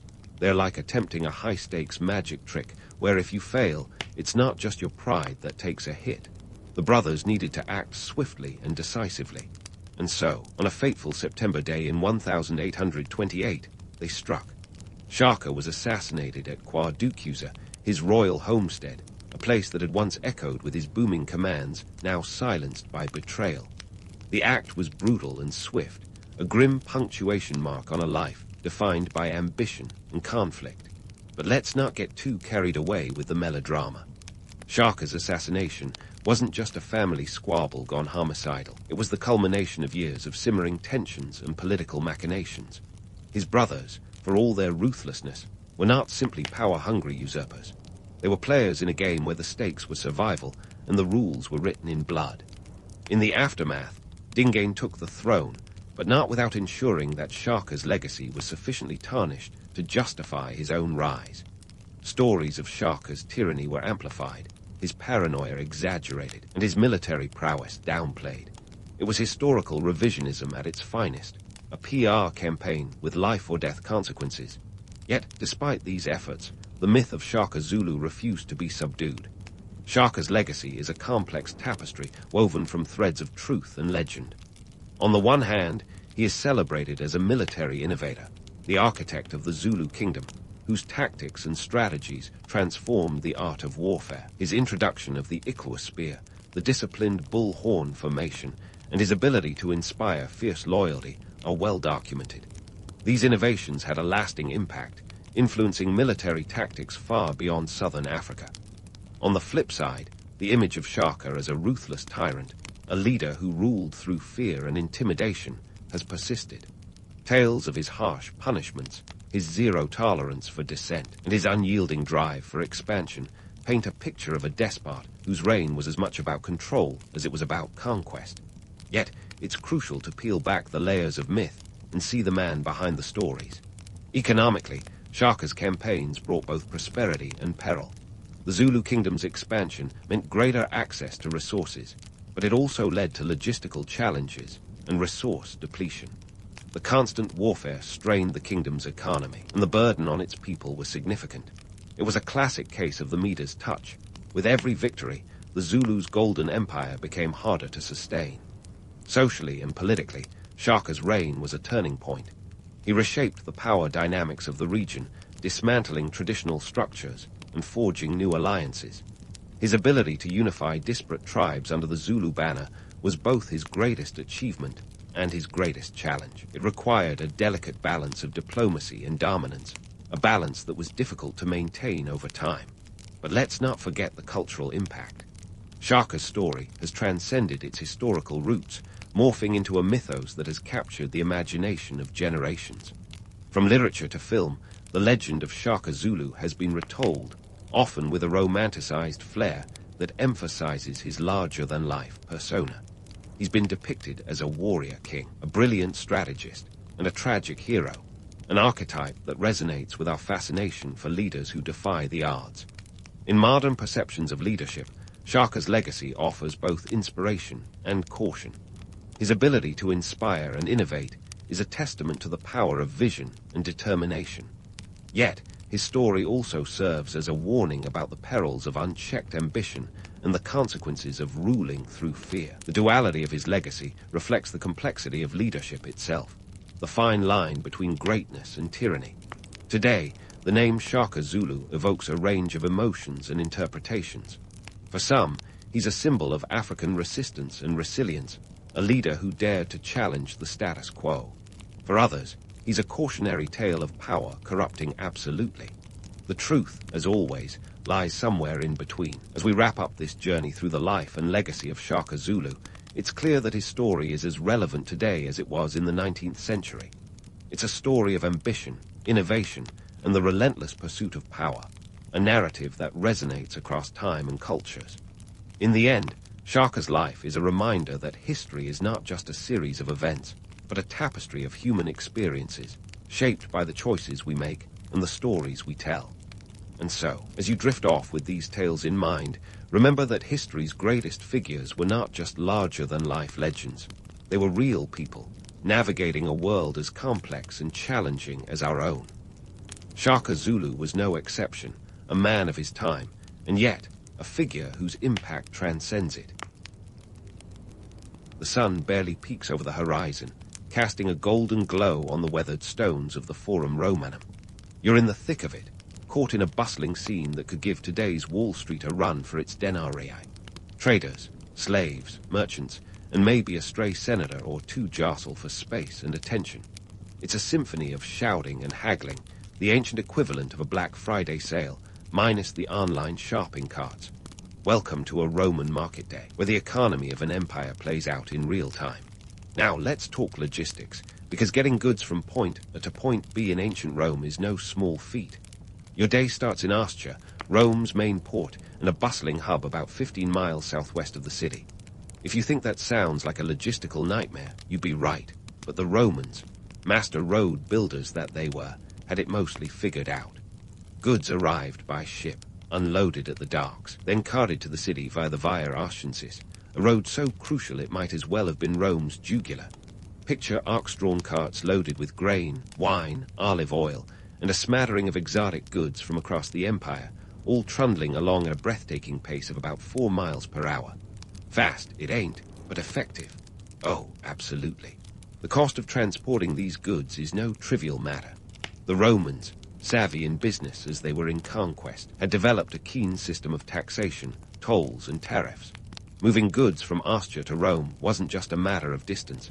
It was an exercise in economic strategy. Consider this. A merchant might spend up to a quarter of their profits on transportation alone. The phrase penny pinching may not have existed back then, but the sentiment certainly did. What makes all this possible is Rome's infrastructure, an ancient engineer's fever dream brought to life. You can't overstate the importance of the Roman roads, those meticulously laid stone arteries that spread like a web across the empire. They made trade not just possible, but eminently practical. And let's not forget the aqueducts, those towering feats of engineering that kept the city flush with water, supporting both the population and the thriving markets.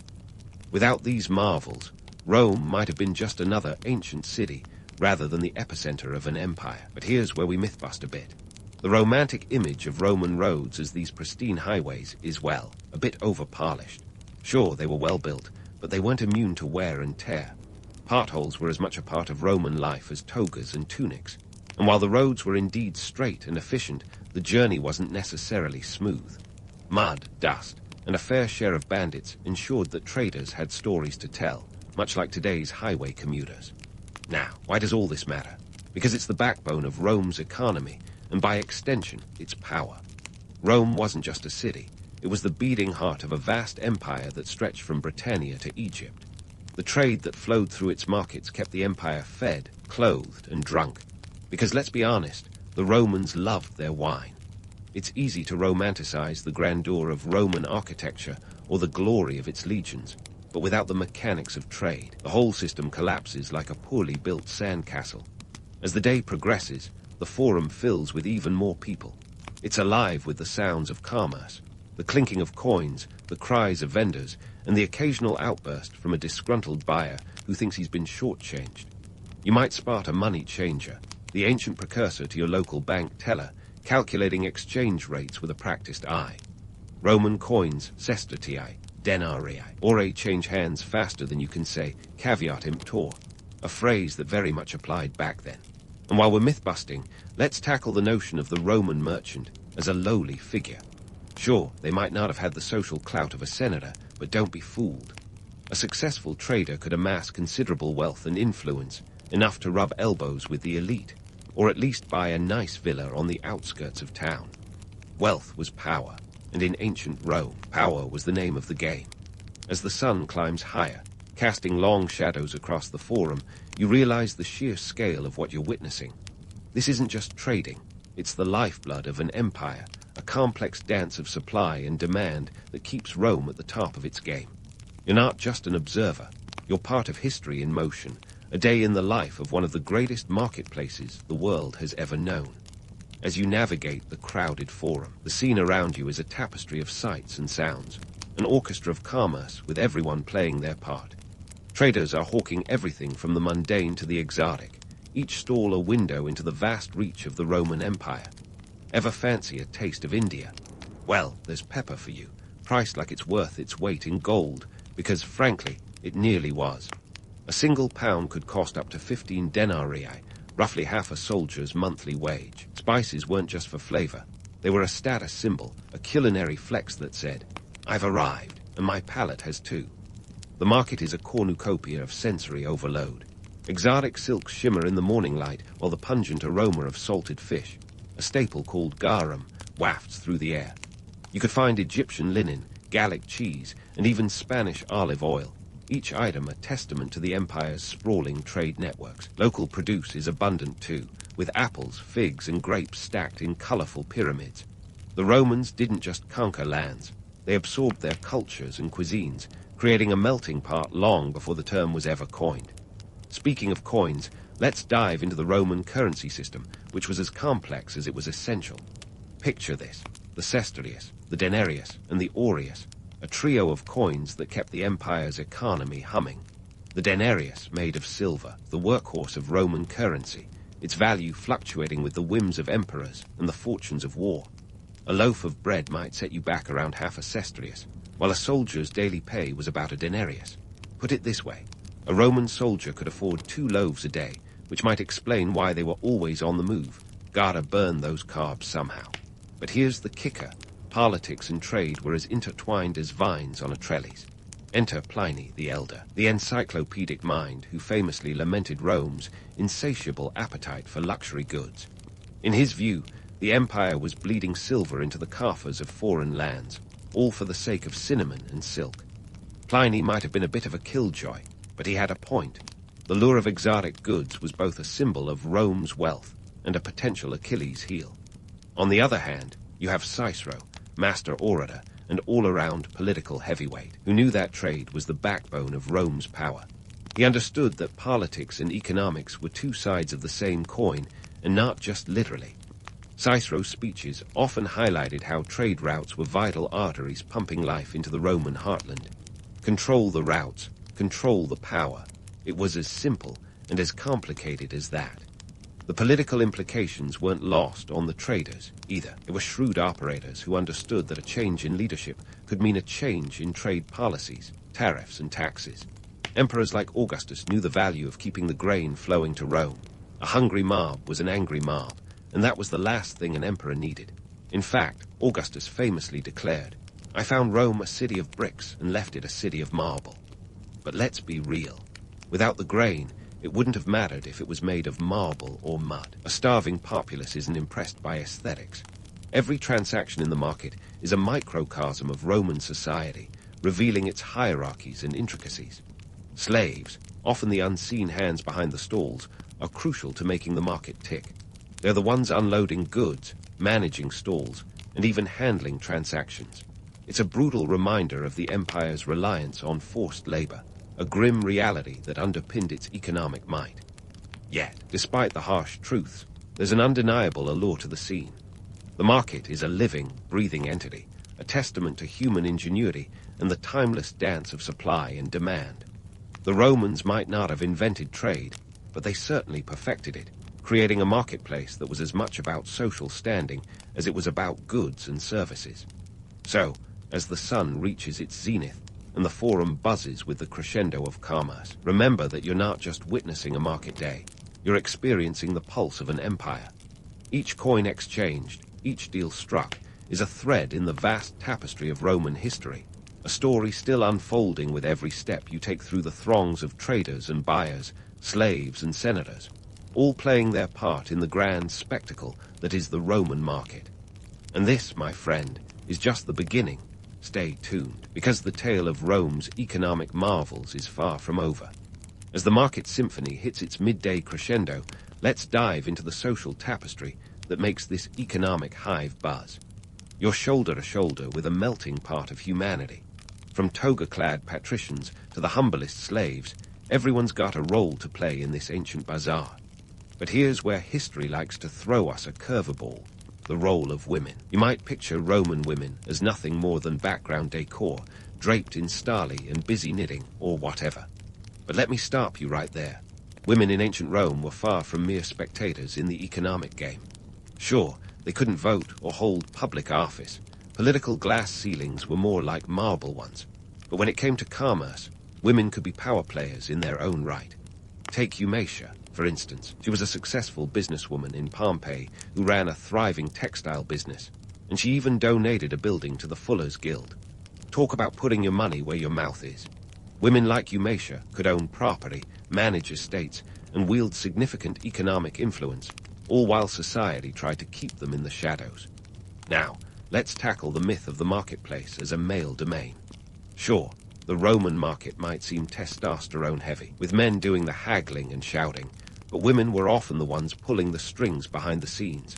They managed household budgets, handled domestic transactions, and sometimes even ran businesses. And let's not forget the women selling their wares directly in the market, everything from produce to perfumes. They were the silent engines of commerce, steering the ship even when it looked like someone else was at the helm.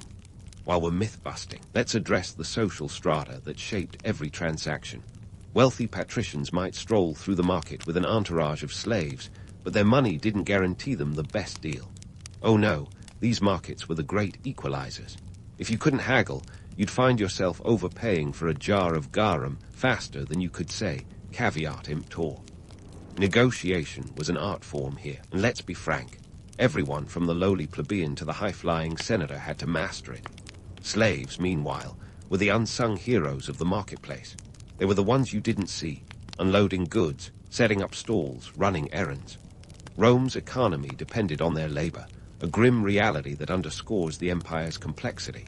And yet, in this harsh system, some slaves could earn their freedom, buy it even, turning the tables in a society built to keep them down. It's a paradox that Rome never quite reconciled, a testament to the human spirit's ability to navigate even the most oppressive systems. The market wasn't just an economic hub, it was a social one. Gossip flowed as freely as the wine, a libation that, by the way, was cheaper than water some days, thanks to the colossal amphorae imported from vineyards across the empire. It wasn't just about buying goods, it was about buying connections, forming alliances, and sometimes stirring the pot. Imagine a world where your status could rise or fall on the back of a single deal. That was Rome, a city where a smart trader could dine with senators one day and haggle with shepherds the next. And speaking of senators, these guys weren't just there to look pretty. The economic well-being of Rome was their concern too. They had a vested interest in maintaining the flow of goods. After all, a market in chaos was a city in chaos. The Roman Senate was known to occasionally intervene in the grain supply to prevent shortages, a move that was as politically savvy as it was necessary.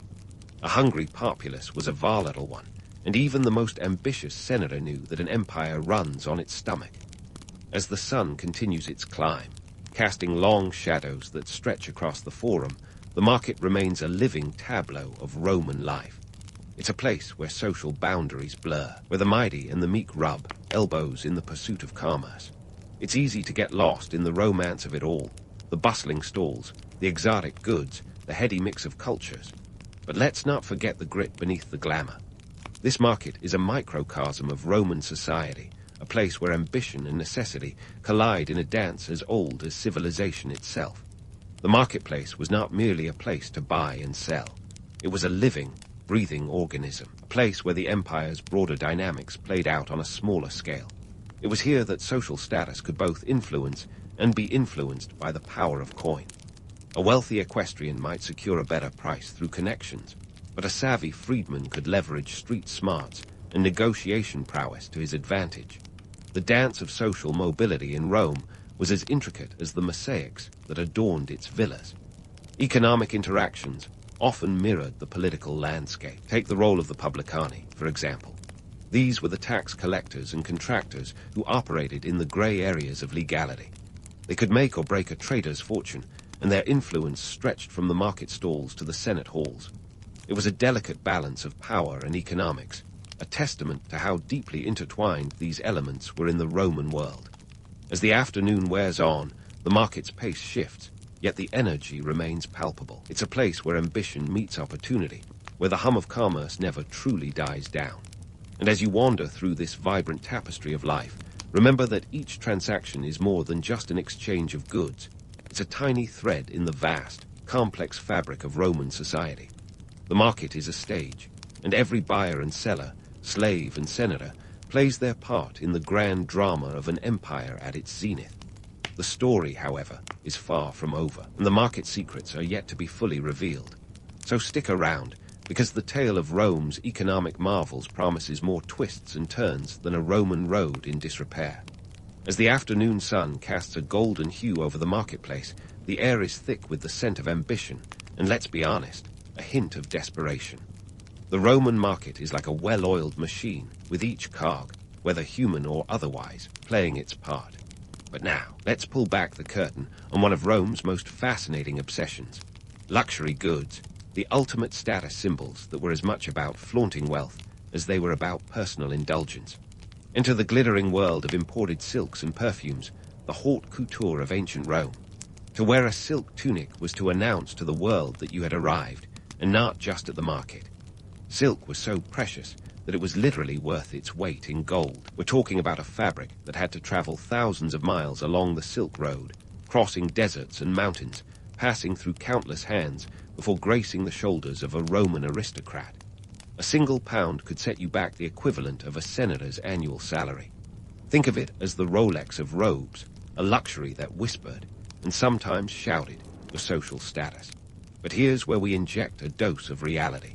While the elite were draping themselves in genuine silk, the market was flooded with counterfeits.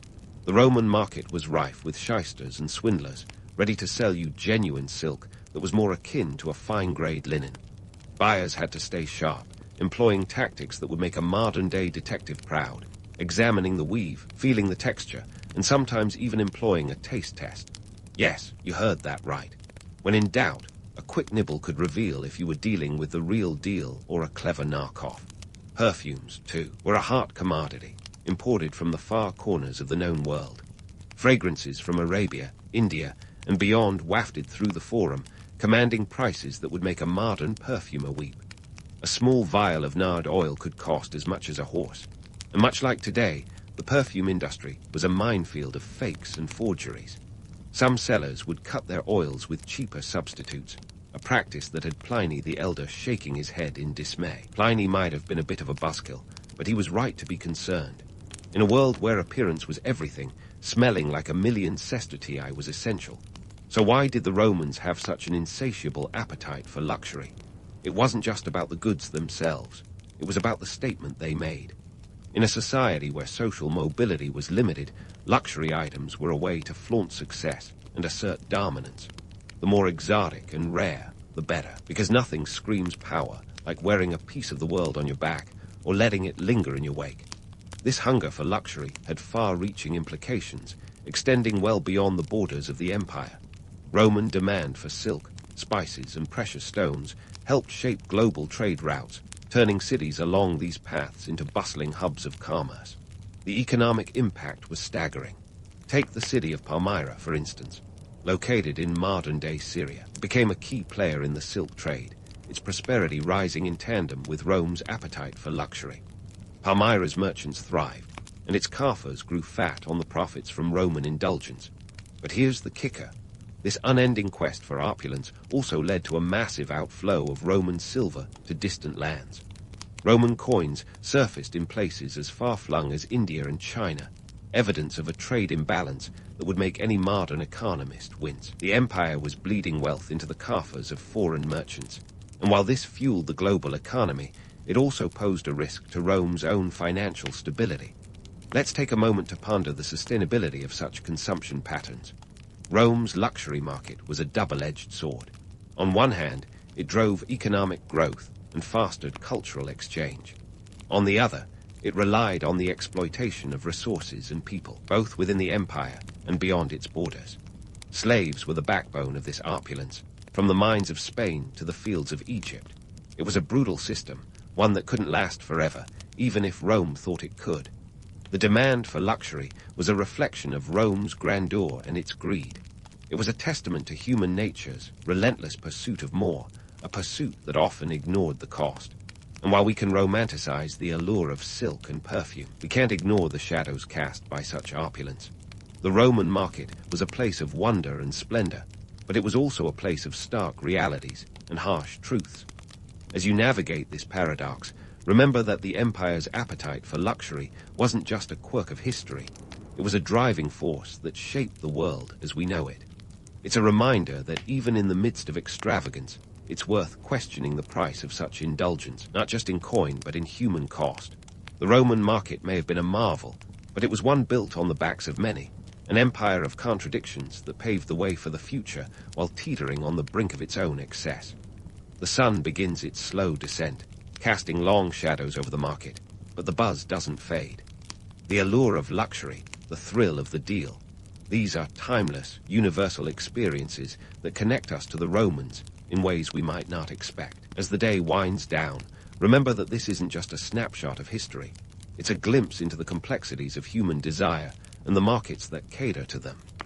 The story of Rome's luxury trade is far from over, and like any good tale, it's one that promises intrigue, drama, and maybe a touch of scandal in the chapters to come.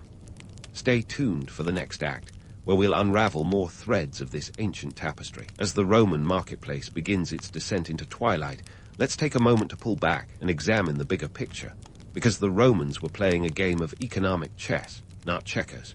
What you've witnessed here today is more than just a frenzy of buyers and sellers. It's the beating heart of an empire where trade shaped the world, both inside and beyond its marble borders. The stakes? Oh, just the stability of society itself, and the ego of emperors who wielded trade like a weapon of mass influence. First things first, let's talk politics. The emperors of Rome weren't just about gladiatorial games and grandiose statues. They were master puppeteers, pulling the strings of trade to maintain control. Augustus, for example, knew that keeping Rome's belly full was as crucial as keeping its borders secure.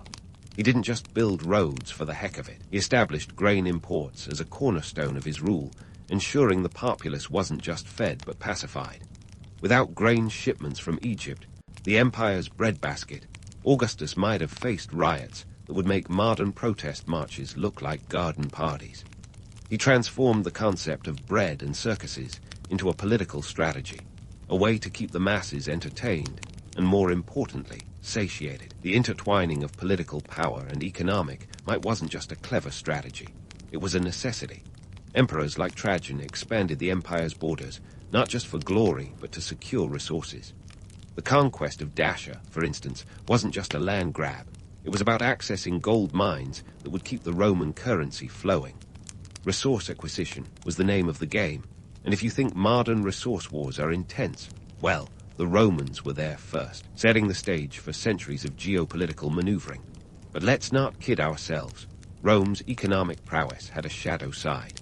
It was an empire that thrived on exploitation, a system that relied heavily on the backs of slaves and the wealth of conquered peoples. The spoils of war were real, and they were integral to sustaining the Roman lifestyle. This was a society where the top 1% didn't just control the wealth, they controlled the narrative. We're like the tech moguls of today, only with more laurel wreaths and fewer Twitter accounts. Fast forward to the decline of the Roman economy, a cautionary tale if ever there was one. By the 3rd century, the empire was facing challenges that would make any economist reach for a stiff drink. Inflation skyrocketed, not helped by the fact that emperors kept debasing the currency, reducing the silver content in coins like the denarius to fund endless military campaigns. It's the kind of short-term thinking that would have modern central bankers tearing their hair out. As the coins lost value, so too did the trust in the empire's economic stability. The Roman Empire's fall wasn't sudden. It was a slow, drawn-out drama that could rival any modern soap opera. Over-reliance on imported goods and luxury items led to a trade deficit that bled the empire dry. The very trade routes that once brought wealth became avenues for invasions, as Rome's enemies literally walked in through the front door. The Visigoths sacking Rome in 410 AD was as much an economic failure as it was a military one. When the cash flow stops, so does the ability to pay soldiers, and let's just say loyalty has always had a price. Now, as we pull the curtain back on the legacy of Roman trade, it's clear that its impact echoes through time. The Romans might not have invented capitalism, but they certainly gave it a test drive. Their trade network set the stage for the Silk Road, a precursor to globalization that saw goods, cultures, and ideas exchanged across continents.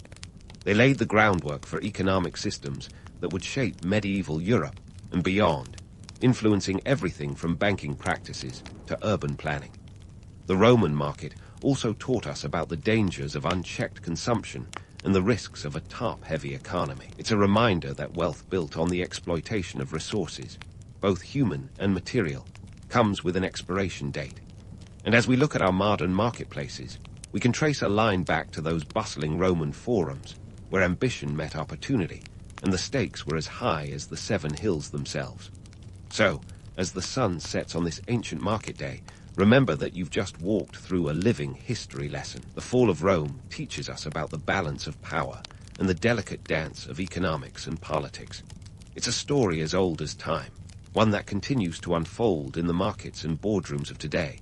And while we can marvel at Roman ingenuity and excess, it's worth pondering the price of empire and the enduring lessons of a civilization that dared to dream big, only to be brought down by its own ambition.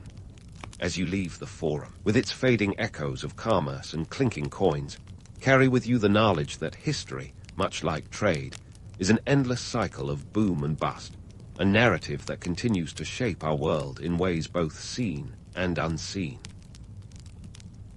The Gupta Empire was like the biggest comeback story in ancient Indian history.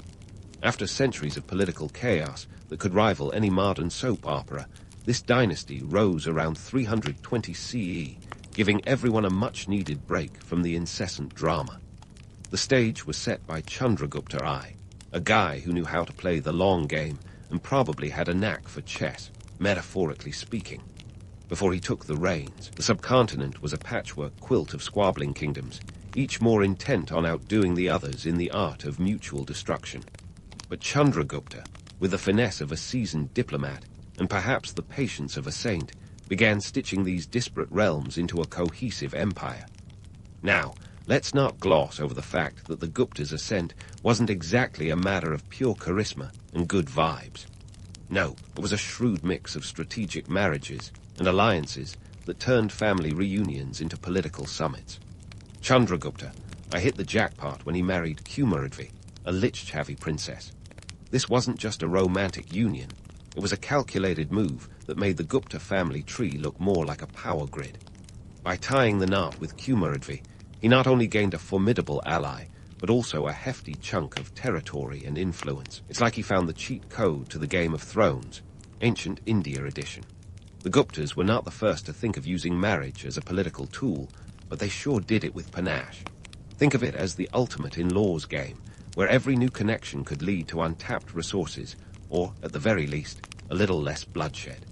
With these alliances, Chandragupta I managed to do what seemed impossible. He consolidated power without having to swing a single sword, probably saved on the dry cleaning bill for all those blood-stained robes, too. It's worth noting that the Gupta Empire's foundation wasn't built on the back of military conquests alone. It was as much about economic savvy as it was about political maneuvering. The Guptas understood the value of trade routes and wealth circulation. They turned the Ganges plain into a bustling hub of commerce, much like Wall Street, but with more elephants and fewer stockbrokers yelling into phones. The empire stretched across what is now northern and central India, a vast expanse that was both a logistical nightmare and a testament to their administrative prowess. The Guptas also had a knack for branding, if you will. Chandragupta I, for instance, wasn't shy about adopting grandiose titles like Maharaja, which essentially means King of Kings, a nod to the Persian influence that had seeped into the subcontinent. This wasn't just about ego, though. Titles like these were a PR masterstroke, projecting an image of unity and strength to both subjects and rivals. It's like announcing, we're not just any kingdom, we're the kingdom, without the need for a flashy ad campaign. But let's not romanticize this too much. Sure, the Gupta era is often dubbed a golden age, with advancements in arts and sciences that would make your high school history teacher swoon. Yet, beneath the shiny surface lay a reality that wasn't all poetry and sculpture. The empire's success rested on the shoulders of a vast peasant class, toiling away to produce the grain that fed cities and armies alike. The Guptas were no strangers to the age-old strategy of keeping the bread and circuses rolling to ensure peace and prosperity, or at least the illusion of it. So, let's raise a metaphorical toast to Chandragupta I, the man with a plan who kicked off an era that would witness some of the greatest cultural achievements of ancient India. Yet, as we delve deeper into the Gupta Empire's illustrious history, remember that behind every grand narrative lies a complex web of realpolitik, economic strategy, and a touch of familial intrigue. Because, after all, history is just one big, messy family drama played out on the grandest stage of all. As the curtain rises on the Gupta Empire's golden age, the spotlight shifts to the bustling bazaars and trade caravans, weaving a vibrant tapestry of economic prosperity. The empire wasn't just about grand palaces and scholarly pursuits. It was an ancient trading powerhouse that made Wall Street look like a weekend flea market. The Guptas knew that to keep the empire's coffers overflowing, they had to master the art of trade with a flair that would make a modern-day marketer green with envy. Now, let's pause for a moment to appreciate the sheer scope of this trade network. We're talking about a supply chain that stretched from Southeast Asia to the Mediterranean, connecting cultures, commodities, and currencies in a web so vast would make a global logistics manager sweat. Imagine the Silk Road, but with a bit more flair and a lot more elephants. This wasn't just a route for goods. It was a cultural superhighway, exchanging ideas, technologies, and the occasional diplomatic incident. The Guptas were savvy enough to leverage their prime geographic location, sitting pretty on the crossroads of the world. They turned the subcontinent into a veritable emporium of exotic delights, with spices, silks, and gems flowing like water. These weren't your garden variety spices. Mind you, we're talking about the kind that could make a royal chef weep with joy and a merchant's wallet sing. Black pepper, for instance, was worth its weight in gold, or at least in silver, fetching prices that would make even the most seasoned traders' eyes widen. In fact, during this period, a pound of pepper could cost as much as a Roman soldier's salary for an entire year. Talk about spicy economics. And let's not forget the silk. Oh, the silk. The Guptas had a knack for weaving not just fabric, but also an aura of luxury that was irresistible. Silk was the ancient equivalent of a must-have fashion statement, draping the wealthy in shimmering threads that whispered of far-off lands and opulence. It was the kind of commodity that had Roman senators clamoring for imports, willing to part with their hard-earned denarii just to feel the smooth elegance against their skin. In a world where appearances mattered, silk was the ultimate status symbol, a testament to one's sophistication and, frankly, one's financial prowess. But it wasn't just about the goods themselves. The Guptas were masters of ancient marketing tactics that would give madmen a run for their money. They understood the power of branding long before the term became a buzzword.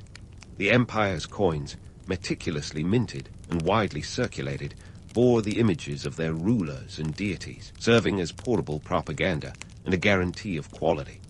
These coins weren't just currency. They were the ancient equivalent of a trust seal, assuring traders that the goods they carried were backed by the might of an empire. Speaking of coins, let's chat about the Gupta currency system, a masterpiece of economic engineering.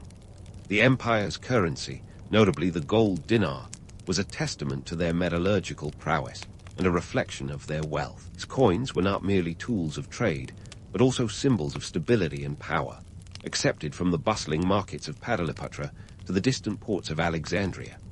In a world where counterfeit and chaos were constant companions, the Gupta dinar was a beacon of reliability, a gleaming promise in every transaction.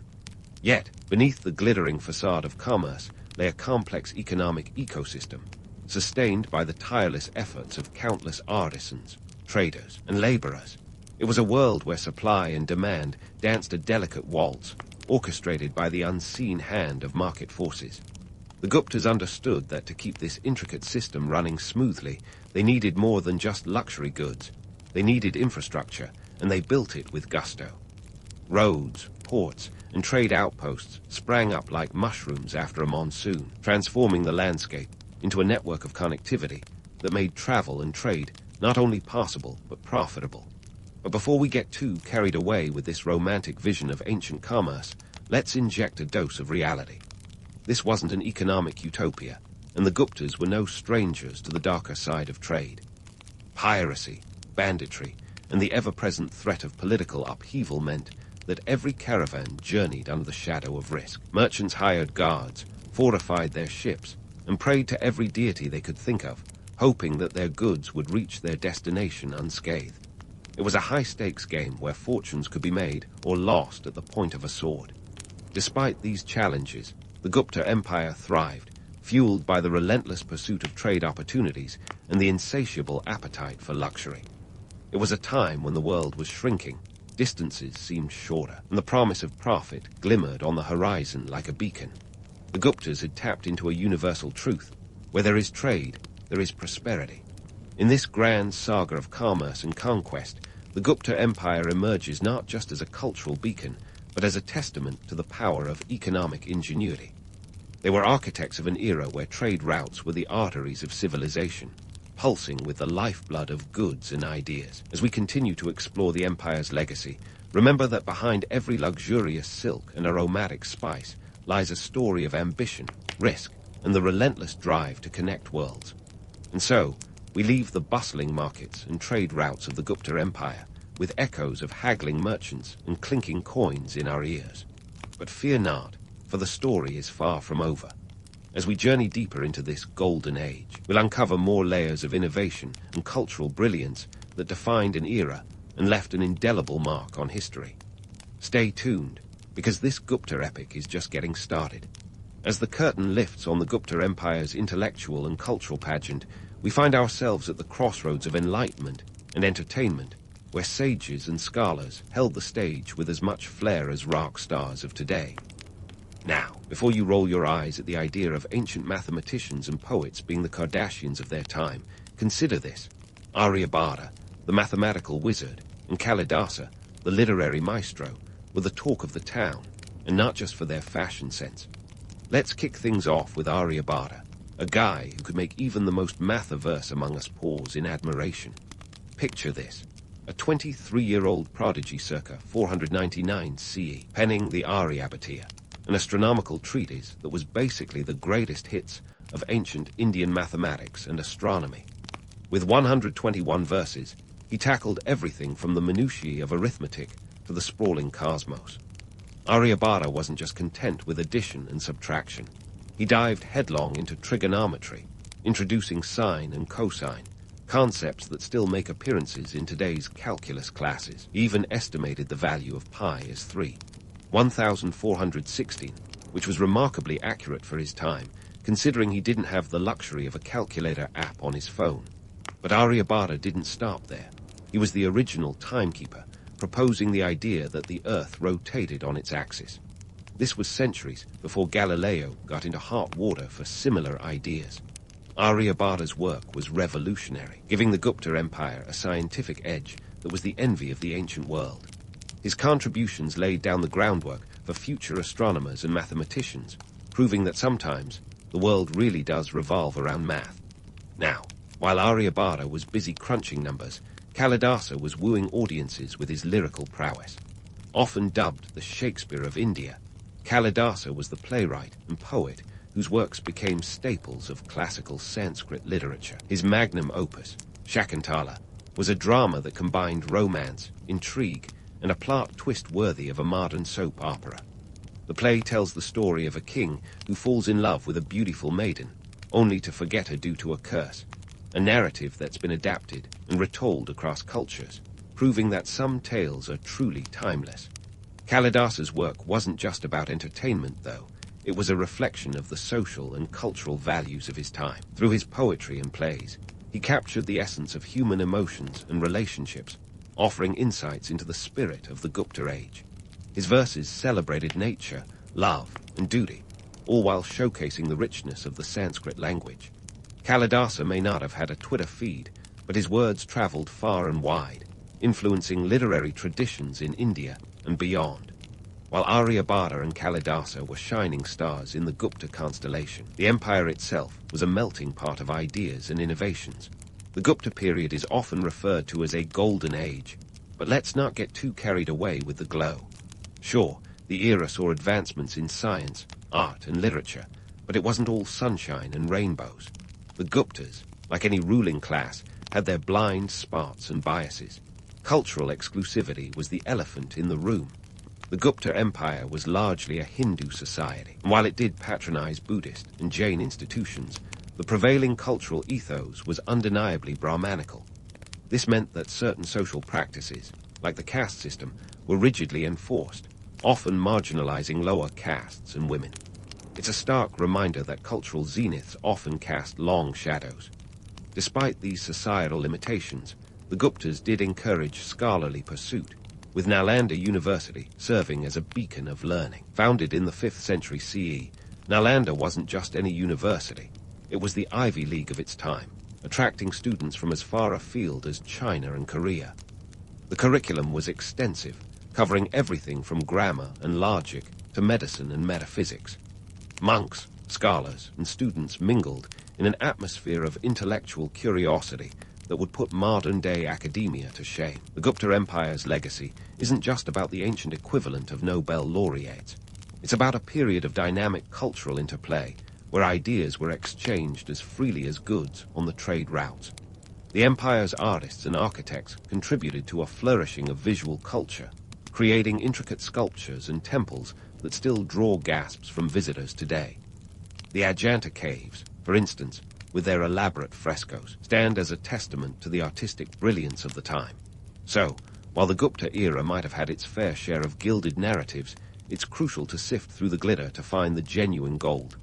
The period was an intricate dance of innovation and tradition, where progress often rubbed shoulders with prejudice. As we peel back the layers of this fascinating epoch, remember that history is rarely black and white. It's a kaleidoscope of shades, each telling a part of the story. As we continue to unravel the Gupta Empire's complex tapestry, we'll delve further into its achievements and contradictions. The saga is far from over, and trust me, you won't want to miss what's next. As we dig deeper into the societal mechanics of the Gupta Empire, it becomes clear that their society was a bit like a well-oiled machine, impressive at a glance, but prone to the kind of internal friction that could make any engineer wince. At the heart of this complexity was the caste system, an intricate social hierarchy that dictated almost every aspect of life, from the cradle to the pyre. Now, if you're thinking this sounds like a real-life game of social snakes and ladders, you'd be right. Except, in this game, the ladders were often missing rungs, and the snakes had a penchant for biting.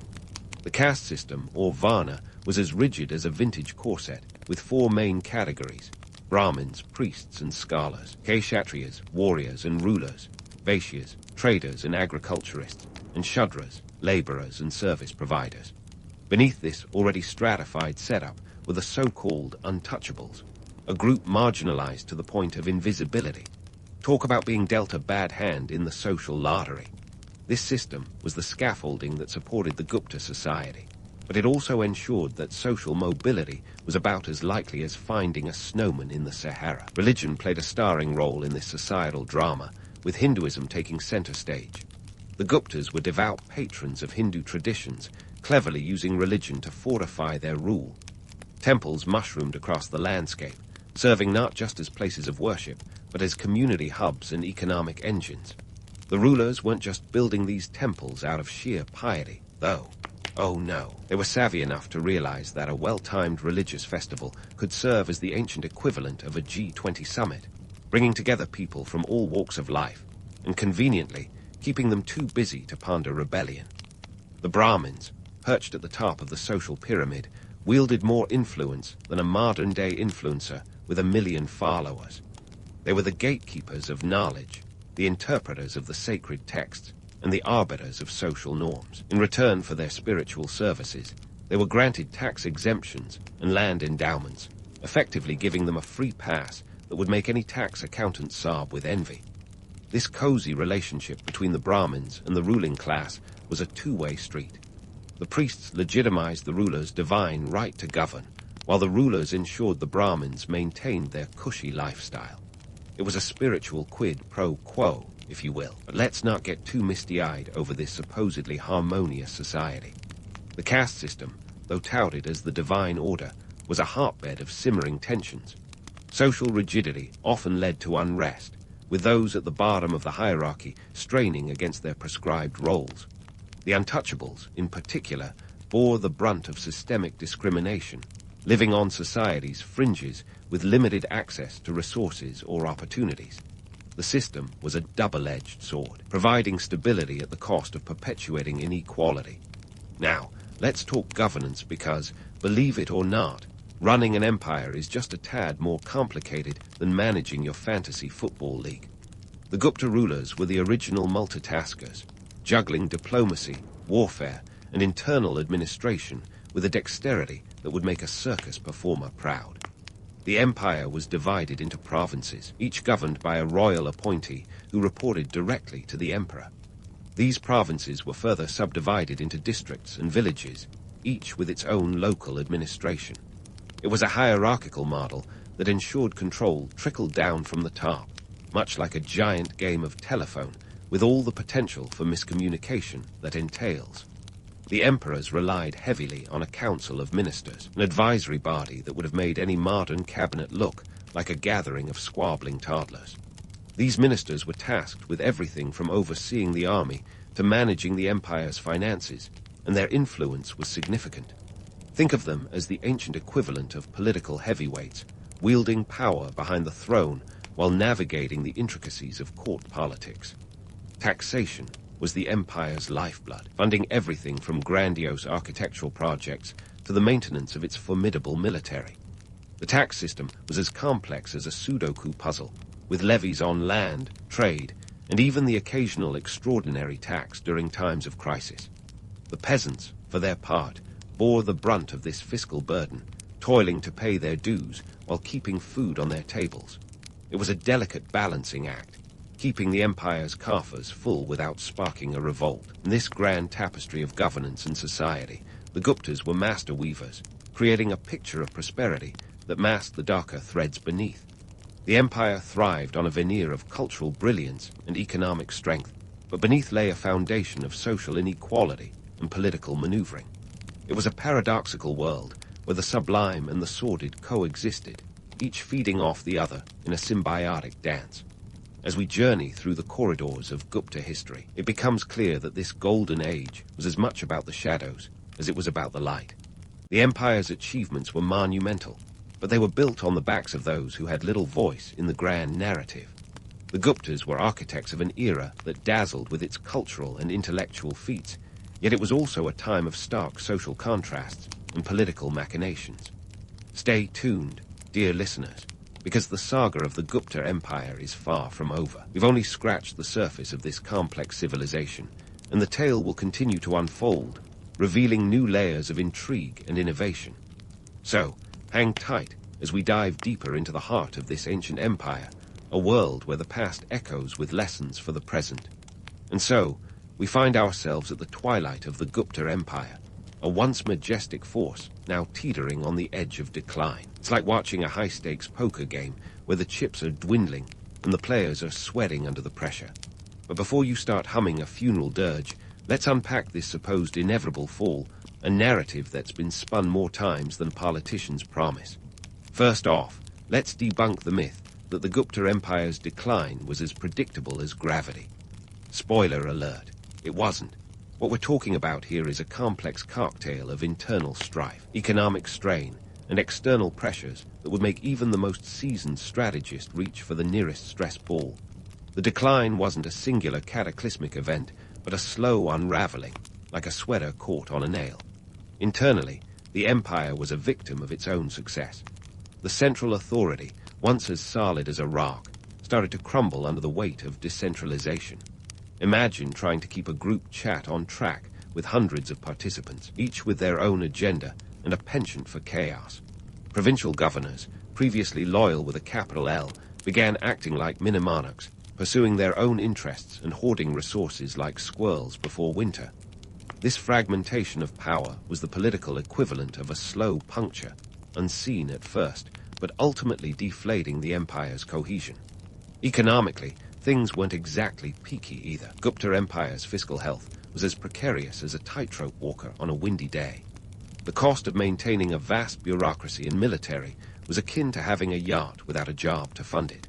And while trade had once been the empire's golden goose, by the late 5th century, it was more like a goose that laid the occasional bronze egg.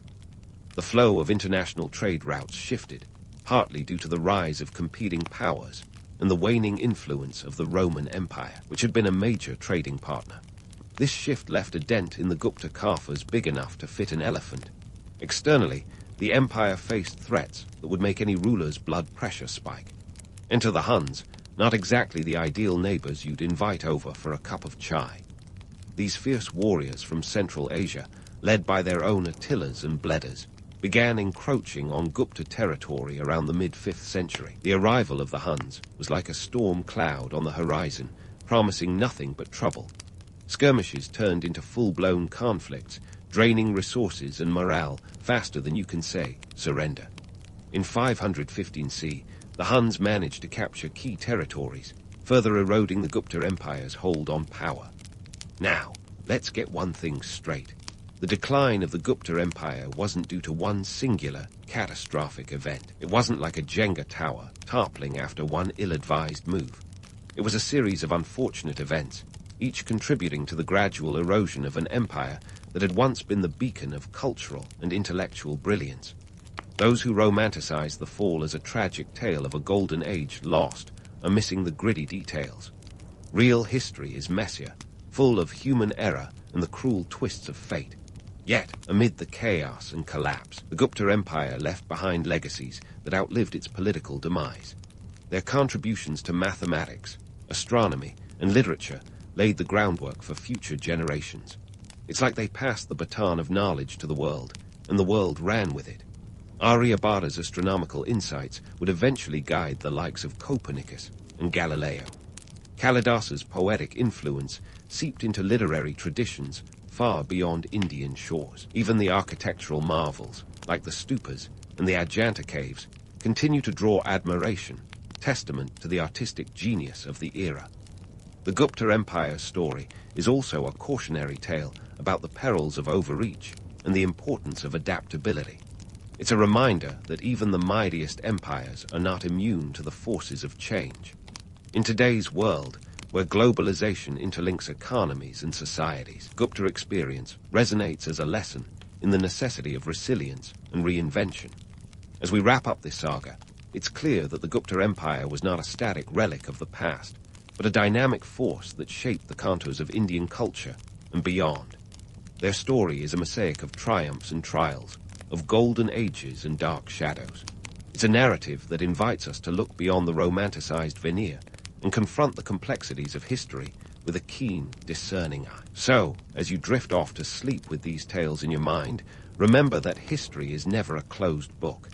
It's a living dialogue, echoing through the ages, whispering lessons for those willing to listen. In the dusty cradle of Central Asia, where the wind whispers secrets of empires long turned to dust, a baby named Timur was born in 1336. This kid, destined to become the fearsome Tamerlane, didn't exactly tumble into a crib of luxury. Nope, he was born into the Barlas tribe, a clan of Mongol Turkic descent.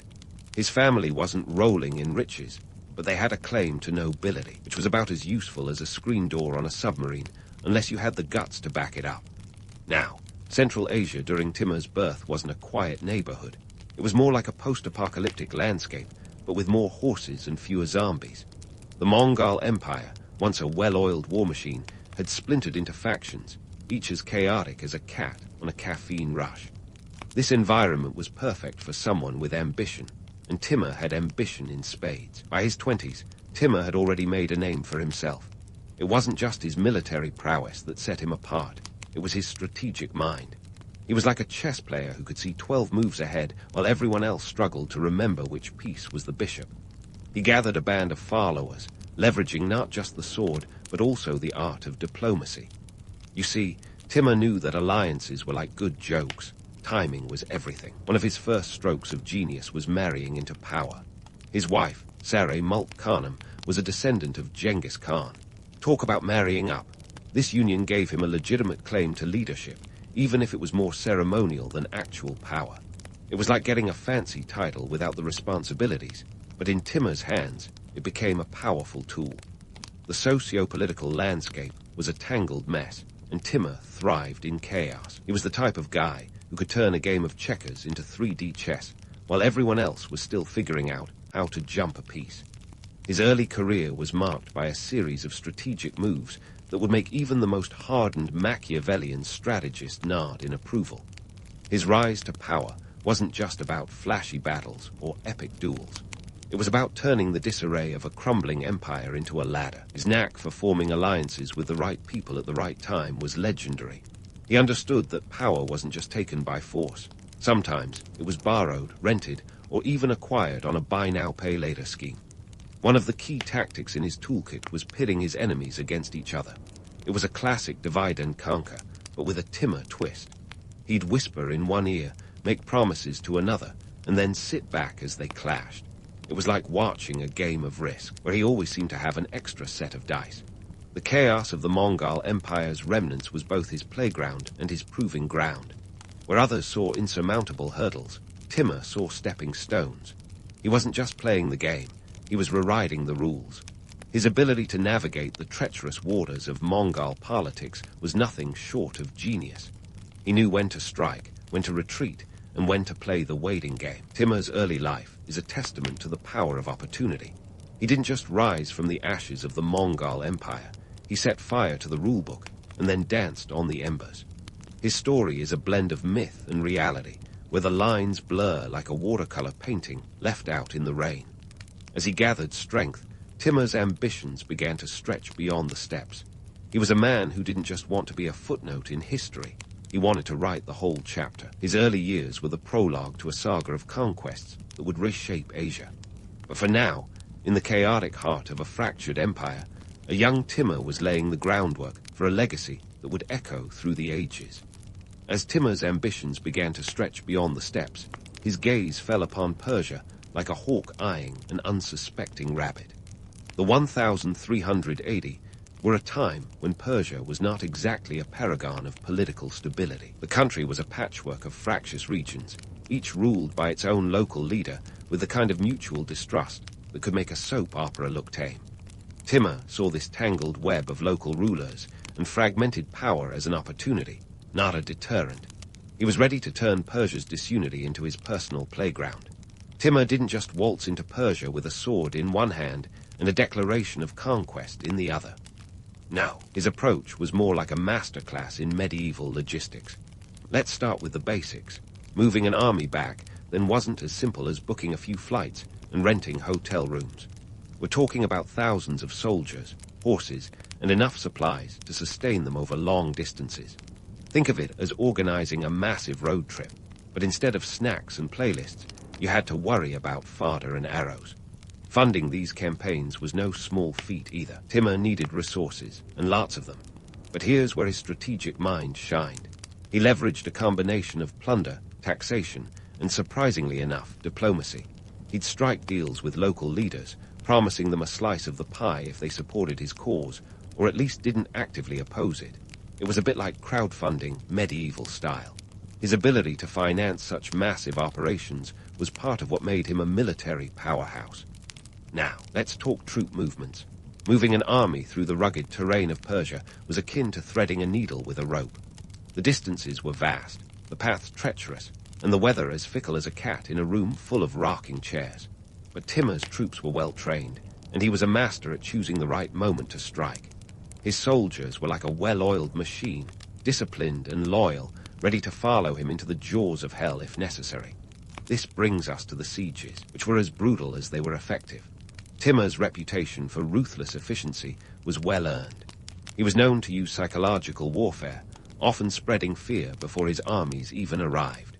Tales of his penchant for constructing pyramids of skulls from the fallen preceded him, casting a long shadow that often caused cities to surrender without a fight.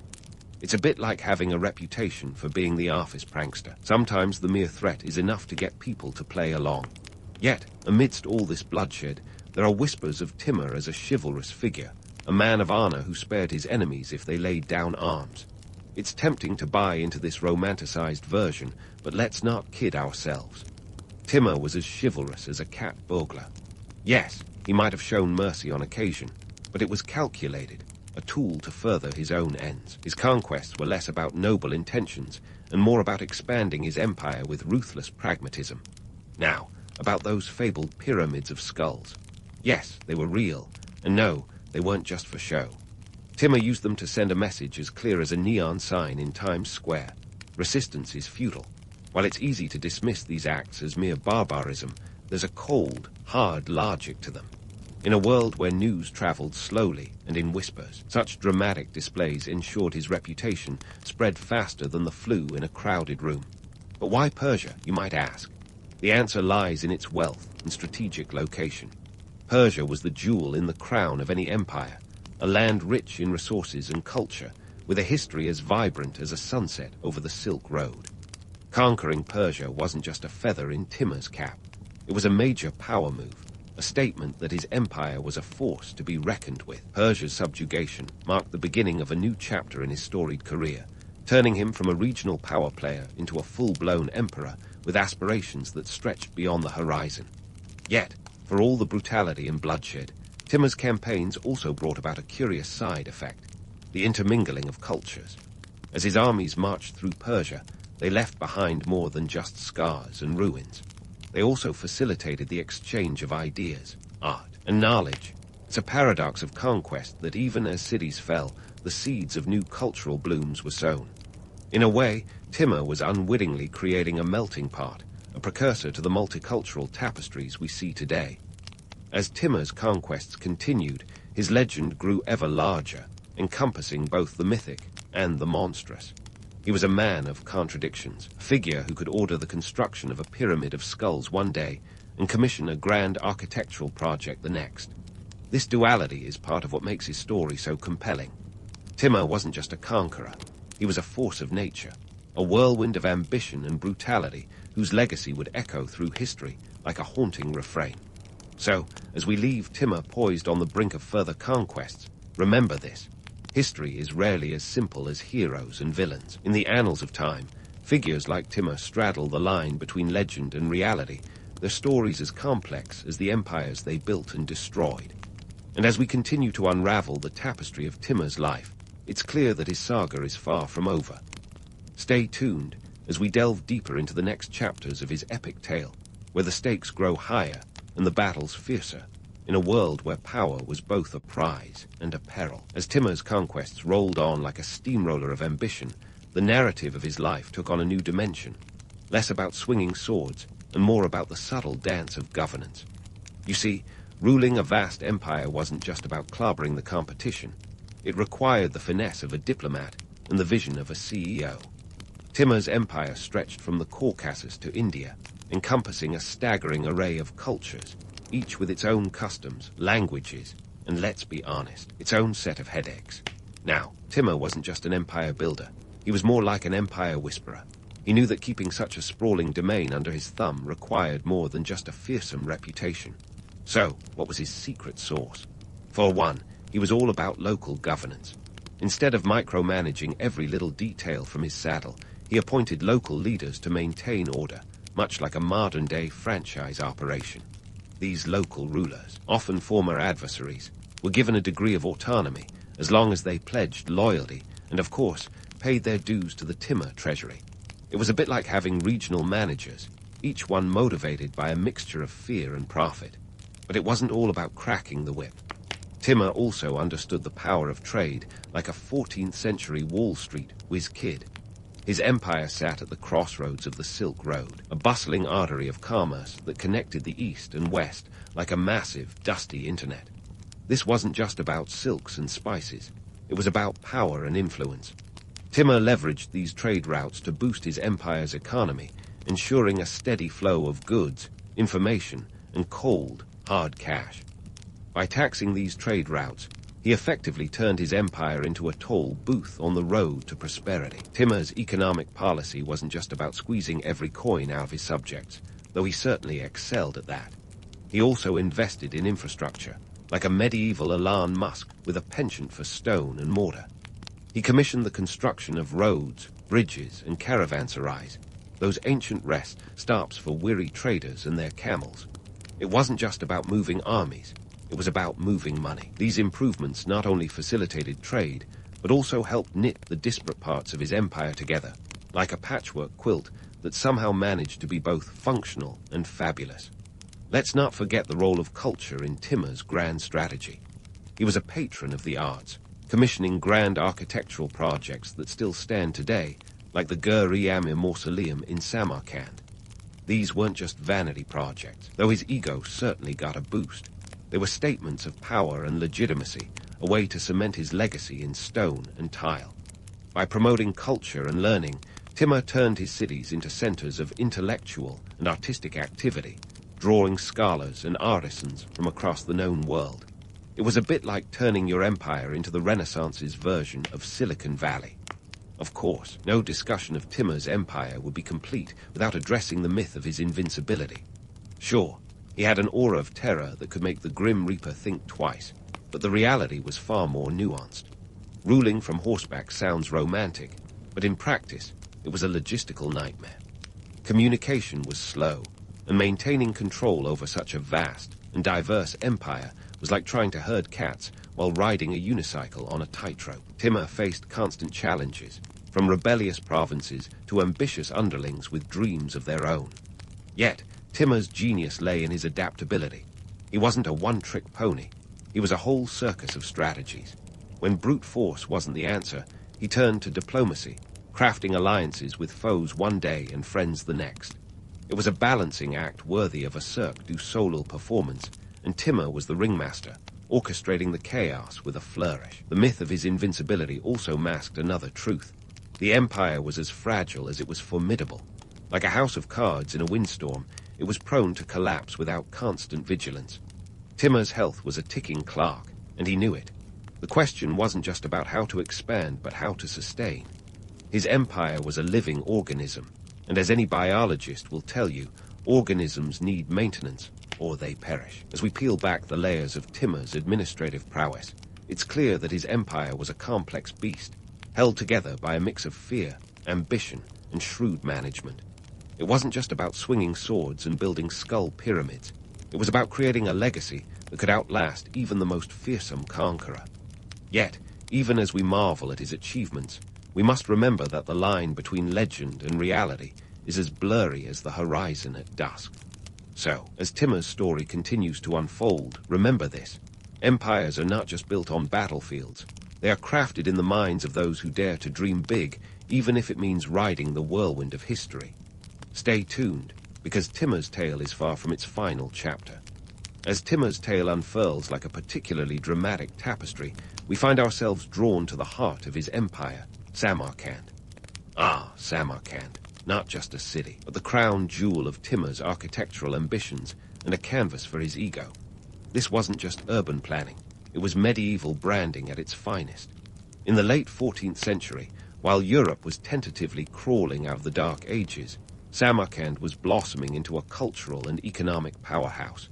Think of it as the Silicon Valley of its time, but with more minarets and fewer tech bros. Timur had grand designs for Samarkand, transforming it into a cultural renaissance of sorts. But let's not kid ourselves. This was as much about vanity as it was about vision.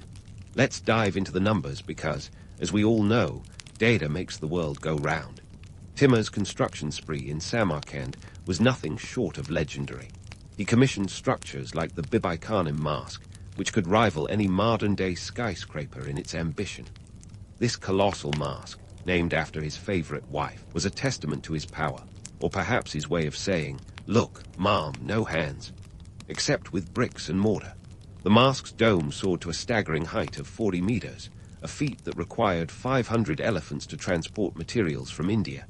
Now that's what I call an epic supply chain. And then there was the Gur-e Mausoleum, Timur's final resting place, a masterpiece of Persian architecture with its azure dome and intricately carved marble. It was less a tomb and more an architectural mic drop. But the real kicker, Timur didn't even live to see its completion. Talk about planning ahead. These constructions weren't just vanity projects, they were strategic PR moves. Timur understood that monuments could outlast memories, serving as eternal reminders of his power and influence. In a world where news traveled slower than a snail on a lazy Sunday, these structures were the medieval equivalent of going viral. They told a story, one of power, wealth, and cultural sophistication, even if the reality was a bit more, shall we say, rustic. But let's dig deeper, because every glittering facade has cracks. While Timur's architectural endeavors were undeniably magnificent, they weren't exactly sustainable. The grandiosity came at a staggering cost, both financially and humanely. Laborers were often conscripted, and the empire's resources stretched thinner than a pizza dough at a discount pizzeria. Moreover, maintaining these massive structures required a steady flow of cash and manpower, something that wasn't guaranteed in the volatile landscape of the 15th century. And here's where the myth-busting comes into play. While it's tempting to view Timur as a benevolent patron of the arts, the truth is more complex. His investments in culture and architecture were as much about cementing his legacy as they were about cultural enrichment. It was a delicate dance between genuine artistic patronage and colossal vanity projects. Sure, he brought in artisans and scholars from across his empire, creating a melting pot of ideas and innovation. But let's not forget, these were often the spoils of war, talents plucked from conquered lands and set to work under Timur's watchful eye. Now, Samarkand's rise as a cultural hub wasn't just about bricks and blueprints. It was also about the strategic positioning of the city itself. Nestled along the Silk Road, Samarkand was perfectly poised to become a bustling trade center. Timur, ever the savvy strategist, capitalized on this, ensuring the city's markets were as lively as a bazaar on Black Friday. The influx of goods and ideas turned Samarkand into a vibrant nexus of commerce and culture, a place where the East met the West in a kaleidoscope of color and sound. Yet, for all its grandeur, Samarkand was also a reflection of Timur's empire, impressive but inherently unstable. The city's prosperity hinged on Timur's conquests and the empire's ability to maintain control over its vast territories. It was a house of cards built on ambition and audacity, and with Timur's passing, the cracks began to show. As we ponder the legacy of Timur's architectural wonders, it's clear that they were both a triumph and a testament to the challenges of his rule. They embodied the paradox of his reign, a blend of genuine cultural renaissance and the relentless pursuit of personal glory. And while these structures have stood the test of time, the empire they symbolized was not so fortunate. So, as we leave Samarkand's sun-drenched streets behind, remember this. History's great builders are often its greatest dreamers, but dreams have a way of crumbling when they are built on shifting sands. Stay tuned as we continue to unravel the saga of Timur, where the echoes of his empire still ripple through the annals of history, whispering secrets of ambition, legacy, and the relentless march of time. As the sun set over the grand spires of Samarkand, casting long shadows across the city's bustling markets, the twilight of Timur's reign was drawing near. You see, even the mightiest of conquerors must eventually reckon with their own mortality, and Timur was no exception. By the early 1400, he was already in his late 60s, a ripe old age in a time when living past 40 was practically an Olympic feat. But did that slow him down? Hardly. Timur's ambitions were as relentless as ever, with his gaze now set on the rich lands of China. In 1404, Timur launched what would be his final campaign, a grand expedition aimed at the Ming dynasty. This plan was as audacious as it was reckless, akin to a septuagenarian deciding to climb Everest just for kicks. The logistics alone were mind-boggling. We're talking about mobilizing tens of thousands of troops across the vast expanses of Central Asia, through treacherous mountain passes and barren deserts, with nothing but rudimentary maps, and the stars to guide them. It was less a military campaign and more an epic saga of endurance, the kind of undertaking that would have made even Marco Polo think twice. Yet, for all his planning, Mother Nature had other ideas. The winter of 1404 was particularly harsh, with biting winds and snowstorms that turned the trek into a nightmare. Think of it as a medieval Game of Thrones winter, minus the dragons, but with plenty of frostbite. By early 1405, Timur's forces were struggling, and morale was lower than a snake's belt buckle. And then, in February of that year, as the chill winds howled through the camp, Timur succumbed to illness, likely pneumonia. At the age of 68, the mighty Conqueror was no more. His death marked not just the end of a life, but the beginning of the unraveling of his empire. With Timur gone, there was no clear successor capable of wielding his iron grip. His empire, cobbled together through sheer force of will and a hefty dose of intimidation, was like a patchwork quilt with loose seams. It didn't take long for those seams to start unraveling. In the immediate aftermath of Timur's passing, his sons and grandsons squabbled over the spoils like children fighting over a broken piñata. The empire, vast and diverse, lacked the cohesive structure needed to survive without its charismatic leader. Within a few decades, the territories he had painstakingly conquered began to slip away like sand through an hourglass. By the mid-15th century, the once mighty Timurid Empire was but a shadow of its former self, its lands divided among rival factions and new powers. But let's not sugarcoat it.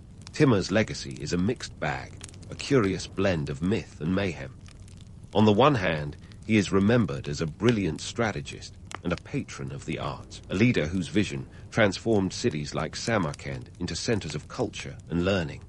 On the other, his conquests were marked by unparalleled brutality, with entire cities razed and populations decimated.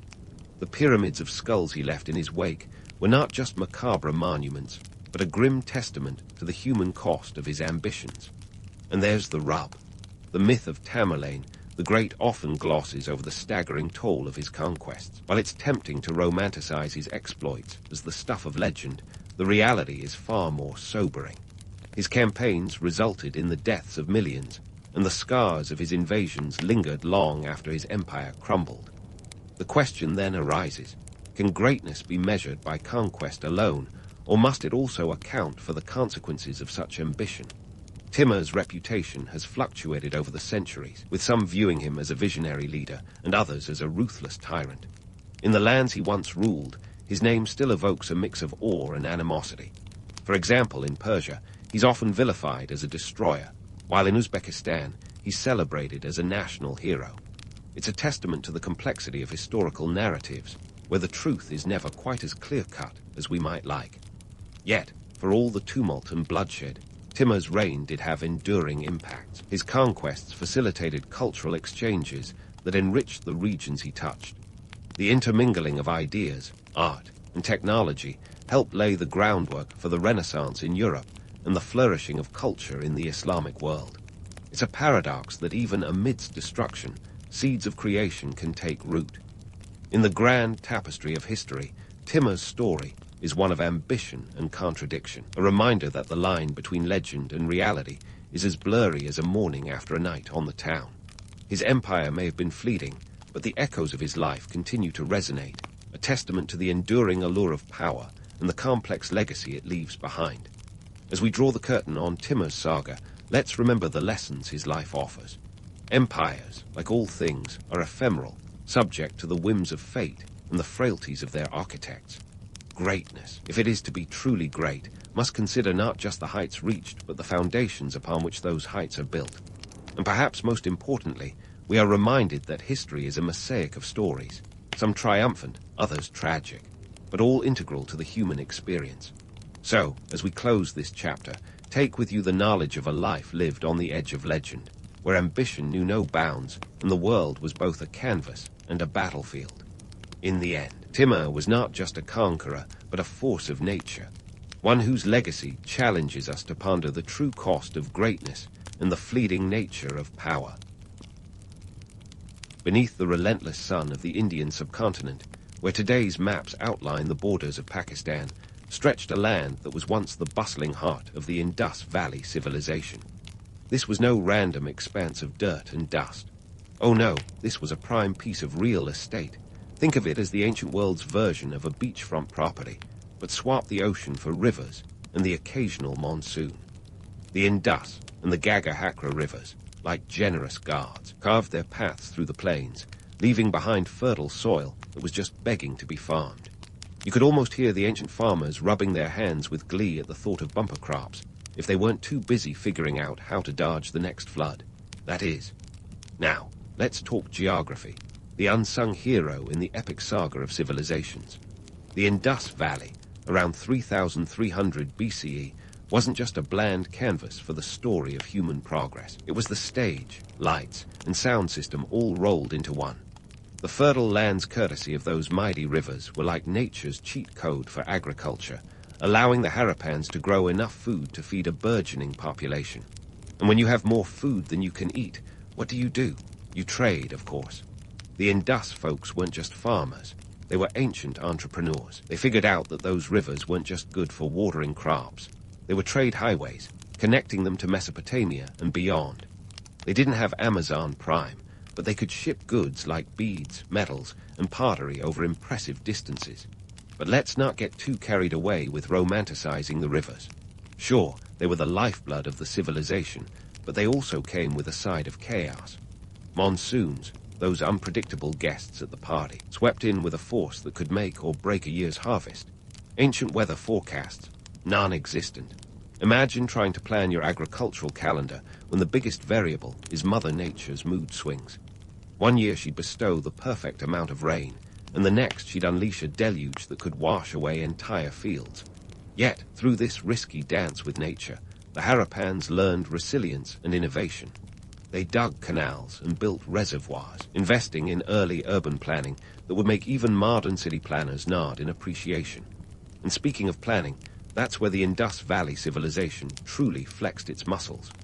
Urban centers like Harappa and Mohenjo-Daro were bustling metropolises long before the word metropolis even existed. We're talking about cities with a grid layout, streets intersecting at right angles like a perfectly played game of Tetris. Houses constructed with baked bricks, standardized to precise measurements, showed a level of organization and foresight that's downright humbling. And indoor plumbing. Yes, they had that too. A complex drainage system snaked beneath the city streets, a feat that some modern cities, let's be honest, still struggle to master. Despite their impressive achievements, the Harappans didn't leave us a Rosetta Stone to decipher their script. So much of their story is pieced together from the remnants of their cities. What we do know is that, for over 700 years, until around 1900 BCE, they thrived in ways that would put many later civilizations to shame.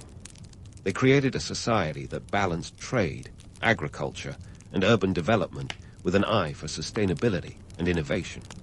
But as much as we admire their successes, it's crucial to remember that these advances didn't come without challenges. Geography that gave them life also demanded ingenuity and perseverance in equal measure. In essence, the rise of the Indus Valley civilization is a testament to the profound impact of geography on human development. It's a narrative of adaptation and survival, where natural resources were both a boon and a bane. It's a reminder that the past is not just a tale of kings and conquests, but a complex interplay of environment, economy, and human ingenuity. As we continue to unearth the secrets of the Harappans, we're not just learning about their world, but also gaining insights into our own. After all, the story of civilization is not just about where we've been, but where we might be headed.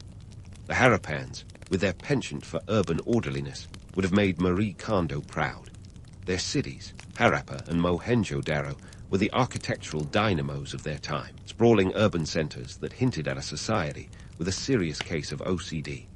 At a time when some cultures were still figuring out which end of the spear was pointy, the Harappans were laying out streets in a grid pattern that would make New York City look like a tangled ball of yarn. We're talking about right angles so precise you could use them to cut glass. Streets wide enough to accommodate bustling trade and narrow enough to dodge the monsoon torrents. These urban planners had a knack for creating harmony out of chaos, transforming the unpredictable whims of nature into a calculated blueprint for communal living. Let's talk about those advanced drainage systems. Picture this. a network of covered drains, meticulously chiseled out of bricks, running beneath the city streets. These were no mere gutters. They were architectural veins, carrying away waste like the silent, unsung heroes they were. And here's the kicker. Each house had its own private bathroom, complete with a draining system. It's as if the Harappans predicted the modern obsession with en-suite facilities thousands of years before it was cool. Some of us today would be hard-pressed to find a house with such sophisticated plumbing, while these ancient folks were flushing away without a second thought. Now, that's what I call living in style, ancient style. But it's not just about the bricks and mortar. There's an understated elegance in the Harappan urban sensibility. Unlike their contemporaries who were busy erecting monuments to their own egos, looking at you, pharaohs and emperors, the Harappans opted for functionality over flamboyance. No massive statues looming over the populace, no colossal tombs to house the remains of overzealous rulers. Their cities were a testament to community-centric thinking. Public baths, for instance, were a staple feature. Take the Great Bath of Mohenjo-Daro, a marvel that stands as one of the earliest known water tanks in the world, measuring roughly 12 by 7 meters and about 4 meters deep. It was no mere paddling pool. This was a place perhaps for ritualistic cleansing, or maybe just a community hangout, a testament to their commitment to public welfare and hygiene. It's as if they took a look at the desert heat and said, let's make bathing great again, but let's not get too misty-eyed here. The Harappans didn't just wake up one day and decide to build perfect cities. No, this was a strategic response to their environmental and economic circumstances. Remember those unruly rivers and capricious monsoons? They were both adversary and ally, forcing the Harappans to innovate or perish. By creating cities that could withstand environmental pressures, they ensured the survival of their civilization through sheer ingenuity and determination. It's a bit like the ultimate reality show challenge, but instead of a cash prize, the payoff was survival and prosperity. Despite their brilliance, the Harappans are a bit of an enigma. Their script, a tantalizing collection of symbols, remains undeciphered. It's as if they left us an ancient puzzle with half the pieces missing, a historical tease that keeps archaeologists up at night. What we do know is gleaned from what they've left behind: pottery, seals, and the ruins of their meticulously planned cities. It's a bit like trying to reconstruct an entire book from a handful of pages. But even from these fragments, we can piece together a picture of a society that valued order, efficiency, and community well-being over individual grandeur. Now, let's debunk a few myths while we're at it. The image of the Harappans as peace-loving, egalitarian hippies is appealing, but it's not entirely accurate. Sure, they weren't building empires on the backs of conquered peoples, but that doesn't mean life was all cumbare and communal harmony. There were social hierarchies, evidenced by the varying sizes of houses and the distribution of wealth. Trade brought prosperity, but also competition and conflict, albeit on a more subtle scale. The lack of monumental art doesn't mean they lacked ambition. They simply channeled it differently, into the meticulous planning of their cities and the efficient management of their resources. The Harappan civilization thrived for over 700 years, a testament to their resilience and adaptability. They built cities that could withstand the test of time, both literally and metaphorically. Their story challenges us to reconsider the metrics by which we measure a civilization's greatness. It's not just about the size of the monuments or the power of the rulers, but the sustainability of their innovations and the quality of life they afforded their people. As we continue to dig deeper into the mysteries of the Indus Valley, we're reminded that history is not just a series of dates and events, but a complex tapestry of human experience, ingenuity, and adaptation. So, what's the takeaway from all this? The Harappans remind us that true innovation often comes not from the pursuit of glory, but from the necessity of survival. They show us that sometimes the most remarkable achievements are not those carved in stone, but those that quietly shape the course of history, leaving a legacy not of grandiose monuments, but of practical wisdom and communal resilience. As we look ahead to the next chapters of their story, we continue to unravel the lessons they left us, a testament to the enduring power of human ingenuity and the relentless pursuit of a better, more organized world. And so, as we pivot from the Harappans' architectural feats to their economic prowess, picture this: bustling trade networks that were the ancient world's equivalent of a superhighway, minus the traffic jams and road rage. The Indus Valley wasn't just a hub of urban planning genius. It was a commercial powerhouse that connected with Mesopotamia, the Arabian Peninsula, and even as far as Oman and Bahrain. Think of it as the ancient version of LinkedIn, but instead of networking over digital profiles, they traded beads, metals, and other commodities in a more tactile exchange of goods. Now, let's dive into the nitty-gritty of how this trade worked. While there were no credit cards or online shopping, the Harappans were masters of the barter system. Imagine haggling with your neighbor for a shiny piece of lapis lazuli in exchange for a couple of well-crafted parts. This was a time when goods traveled not in cardboard boxes, but in sturdy baskets and on the backs of caravans. The Indus merchants were like the FedEx of the ancient world, except their delivery times depended heavily on the whims of weather and terrain. Forget same-day shipping. A typical delivery could take weeks, if not months. Artifacts found in regions as far-flung as Mesopotamia bear the Indus Valley's distinctive seals, those enigmatic little stamps that served as both a branding tool and a promise of quality. These seals, carved with images of animals and undeciphered script, were the Harappan equivalent of a trademark or a QR code. They ensured that a shipment of goods was authentic and not some knockoff peddled by a rogue trader.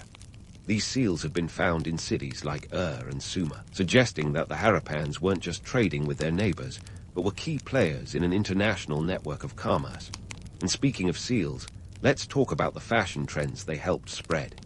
Picture a Mesopotamian marketplace bustling not just with locals, but with traders sporting Harappan-inspired jewelry.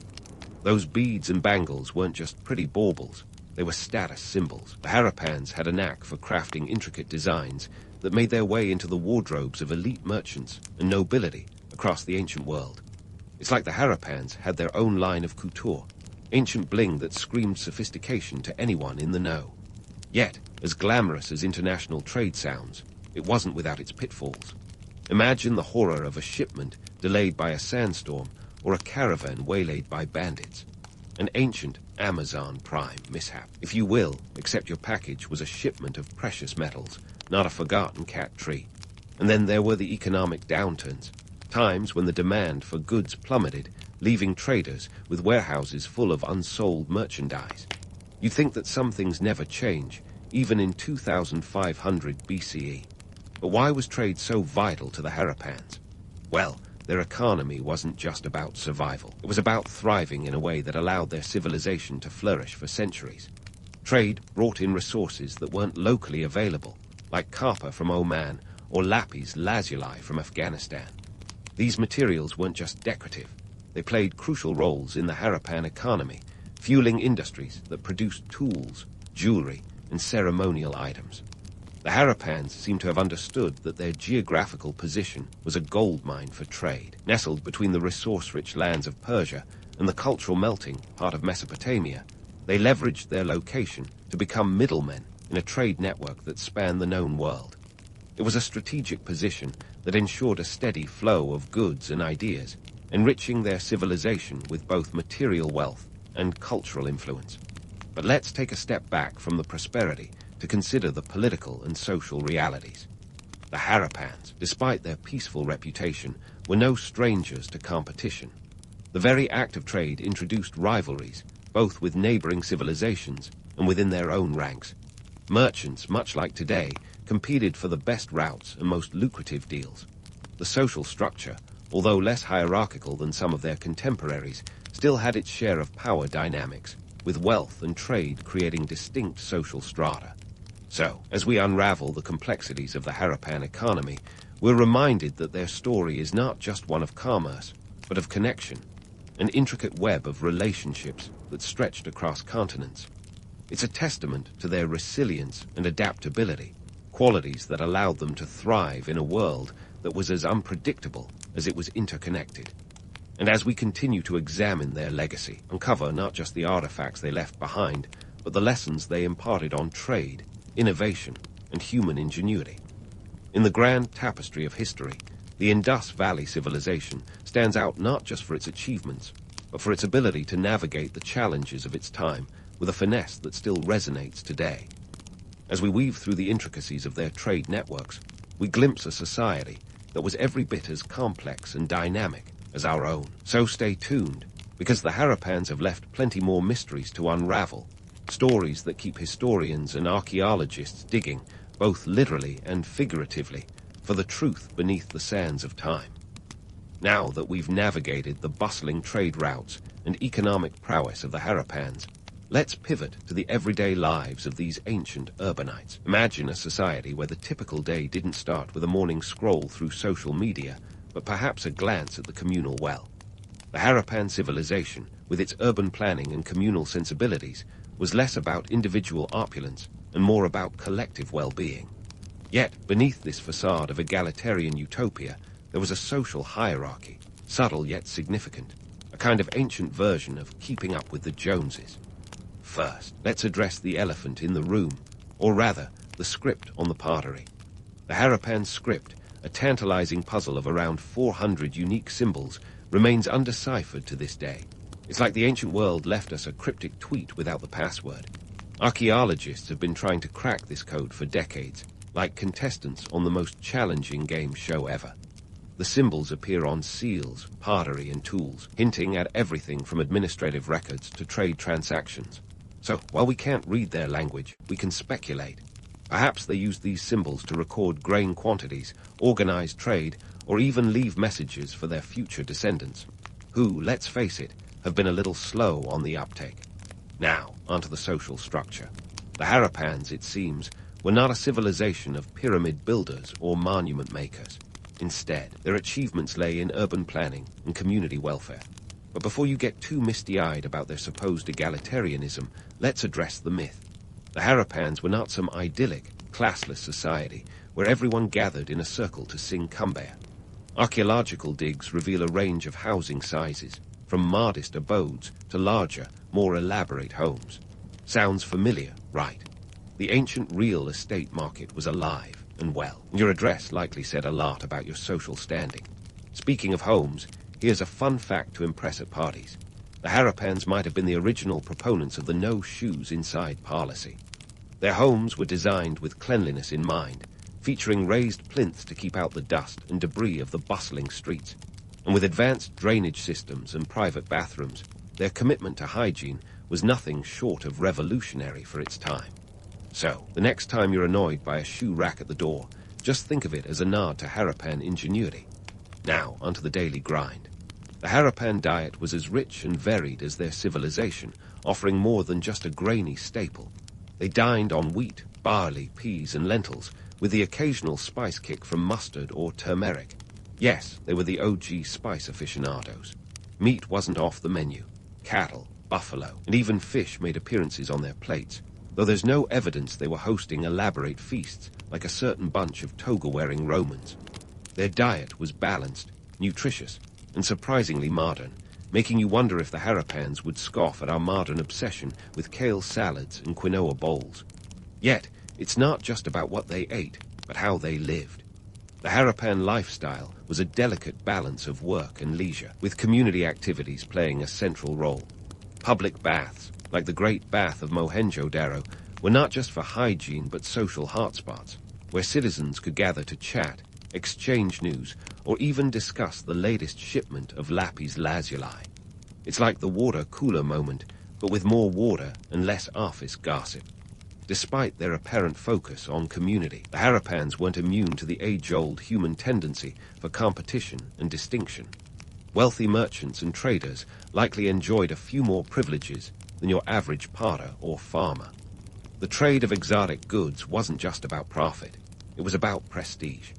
Possessing a rare item from distant lands was akin to owning the latest tech gadget, a status symbol that announced your prowess in the ancient social game. And what of the governance of such a sophisticated society? Ah, another enigma.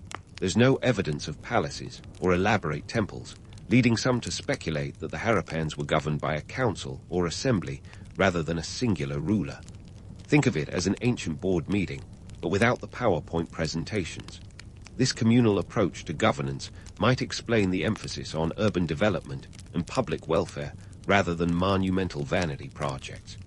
Yet, the Harappans weren't entirely without religion. While we don't have definitive temples, we find evidence of religious practices in figurines, seals, and the layout of their cities. Some suggest a form of proto-Hinduism, with deities akin to those seen in later Indian traditions. But again, in true Harappan style, it's all very understated. No towering ziggurats or ornate cathedrals, just subtle hints at a spiritual life intertwined with the everyday. So, what can we glean from this peek into Harappan society? Theirs was a world of balance and subtlety, where community welfare often trumped individual glory. Their cities were a testament to pragmatic innovation and social harmony, yet they housed a diverse array of lives and experiences. As we continue to dig through the layers of history, literal and figurative, the Harappans remind us that the stories of past civilizations are as complex and multifaceted as our own. They invite us to see that the markers of civilization are not just in grandiose achievements, but in the everyday lives of its people, a lesson as relevant today as it was 4,000 years ago. And with that, we set the stage for the next chapter in this ongoing excavation of human history.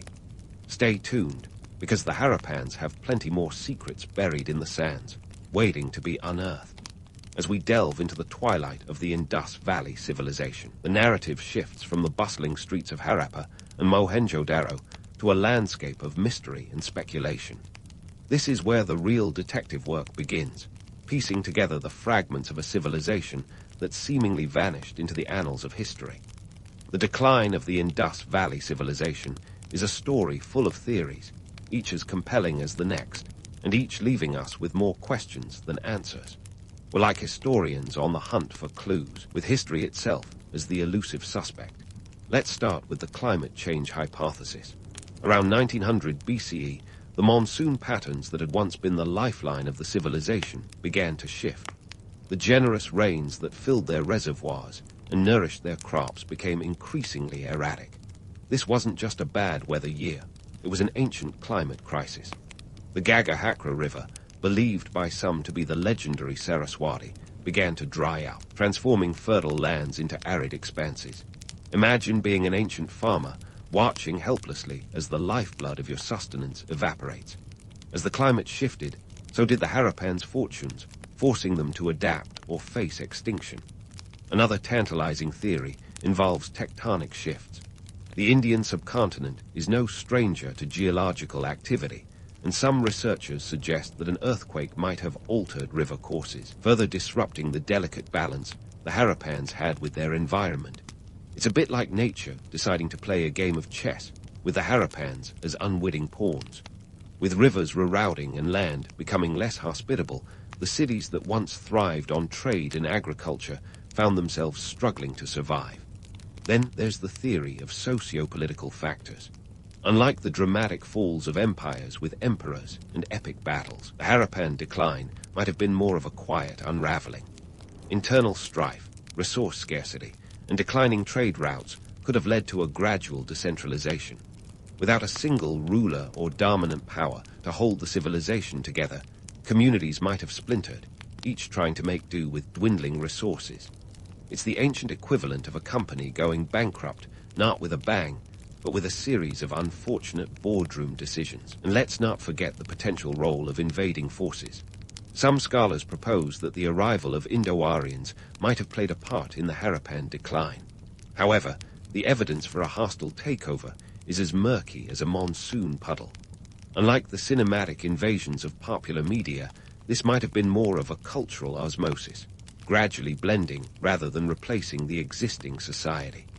The Harappans, already weakened by environmental changes and internal challenges, could have been absorbed into emerging cultures. In the end, the decline of the Indus Valley civilization likely wasn't due to a single cause, but a perfect storm of factors. A combination of climate change, tectonic activity, social dynamics, and possibly external influences converged to create a situation that even the most resilient society would struggle to withstand. It's a reminder that civilizations are as fragile as they are formidable, subject to forces beyond their control. But what about the legacy of the Harappans? Despite their mysterious end, they left an indelible mark on history. Their cities, with their sophisticated urban planning and emphasis on community welfare, set a precedent for future generations. The Harappan script, though undeciphered, hints at a complex administrative system that fascinates scholars to this day. Their trade networks laid the groundwork for economic exchanges that would continue for millennia. Even their understated approach to religion and governance reflects a society that valued practicality over pomp. The Harappans teach us that greatness isn't always about monumental achievements or colossal empires. Sometimes it's about the quiet innovations that improve everyday life, the subtle shifts in society that pave the way for future advancements. In their absence, the Harappans left behind a blueprint, a reminder that progress is often built on the lessons of the past. So why does the Indus Valley civilization keep historians up at night? Perhaps it's the allure of the unknown, the tantalizing gaps in our understanding that beg for exploration. Or maybe it's the realization that, despite our technological advances, we're not so different from the Harappans. We, too, face challenges of climate, resources, and social cohesion. The questions they left unanswered are the same ones we grapple with today. How do we adapt to a changing world? How do we build societies that endure? In the end, the Harappans remind us that history is not just a record of what was but a guide for what could be. Their story is a mosaic of resilience and ingenuity, a testament to human adaptability in the face of uncertainty. As we close this chapter on the Indus Valley civilization, we're left not with definitive answers, but with an invitation to continue exploring, questioning, and learning from the echoes of the past. And there you have it, folks. The rise and fall of the Indus Valley civilization, a saga of triumphs and trials, mysteries and revelations. It's a tale that continues to captivate, challenge, and inspire. As we sift through the sands of time, let's carry forward the lessons of the Harappans, acknowledging the complexities of their world and ours. Because, in the end, history isn't just about the past, it's about the stories we tell to shape the future. And with that, we bid farewell to the Harappans, leaving their legacy to linger in our thoughts and dreams. Until next time, keep questioning, keep exploring, and remember, history is never truly finished.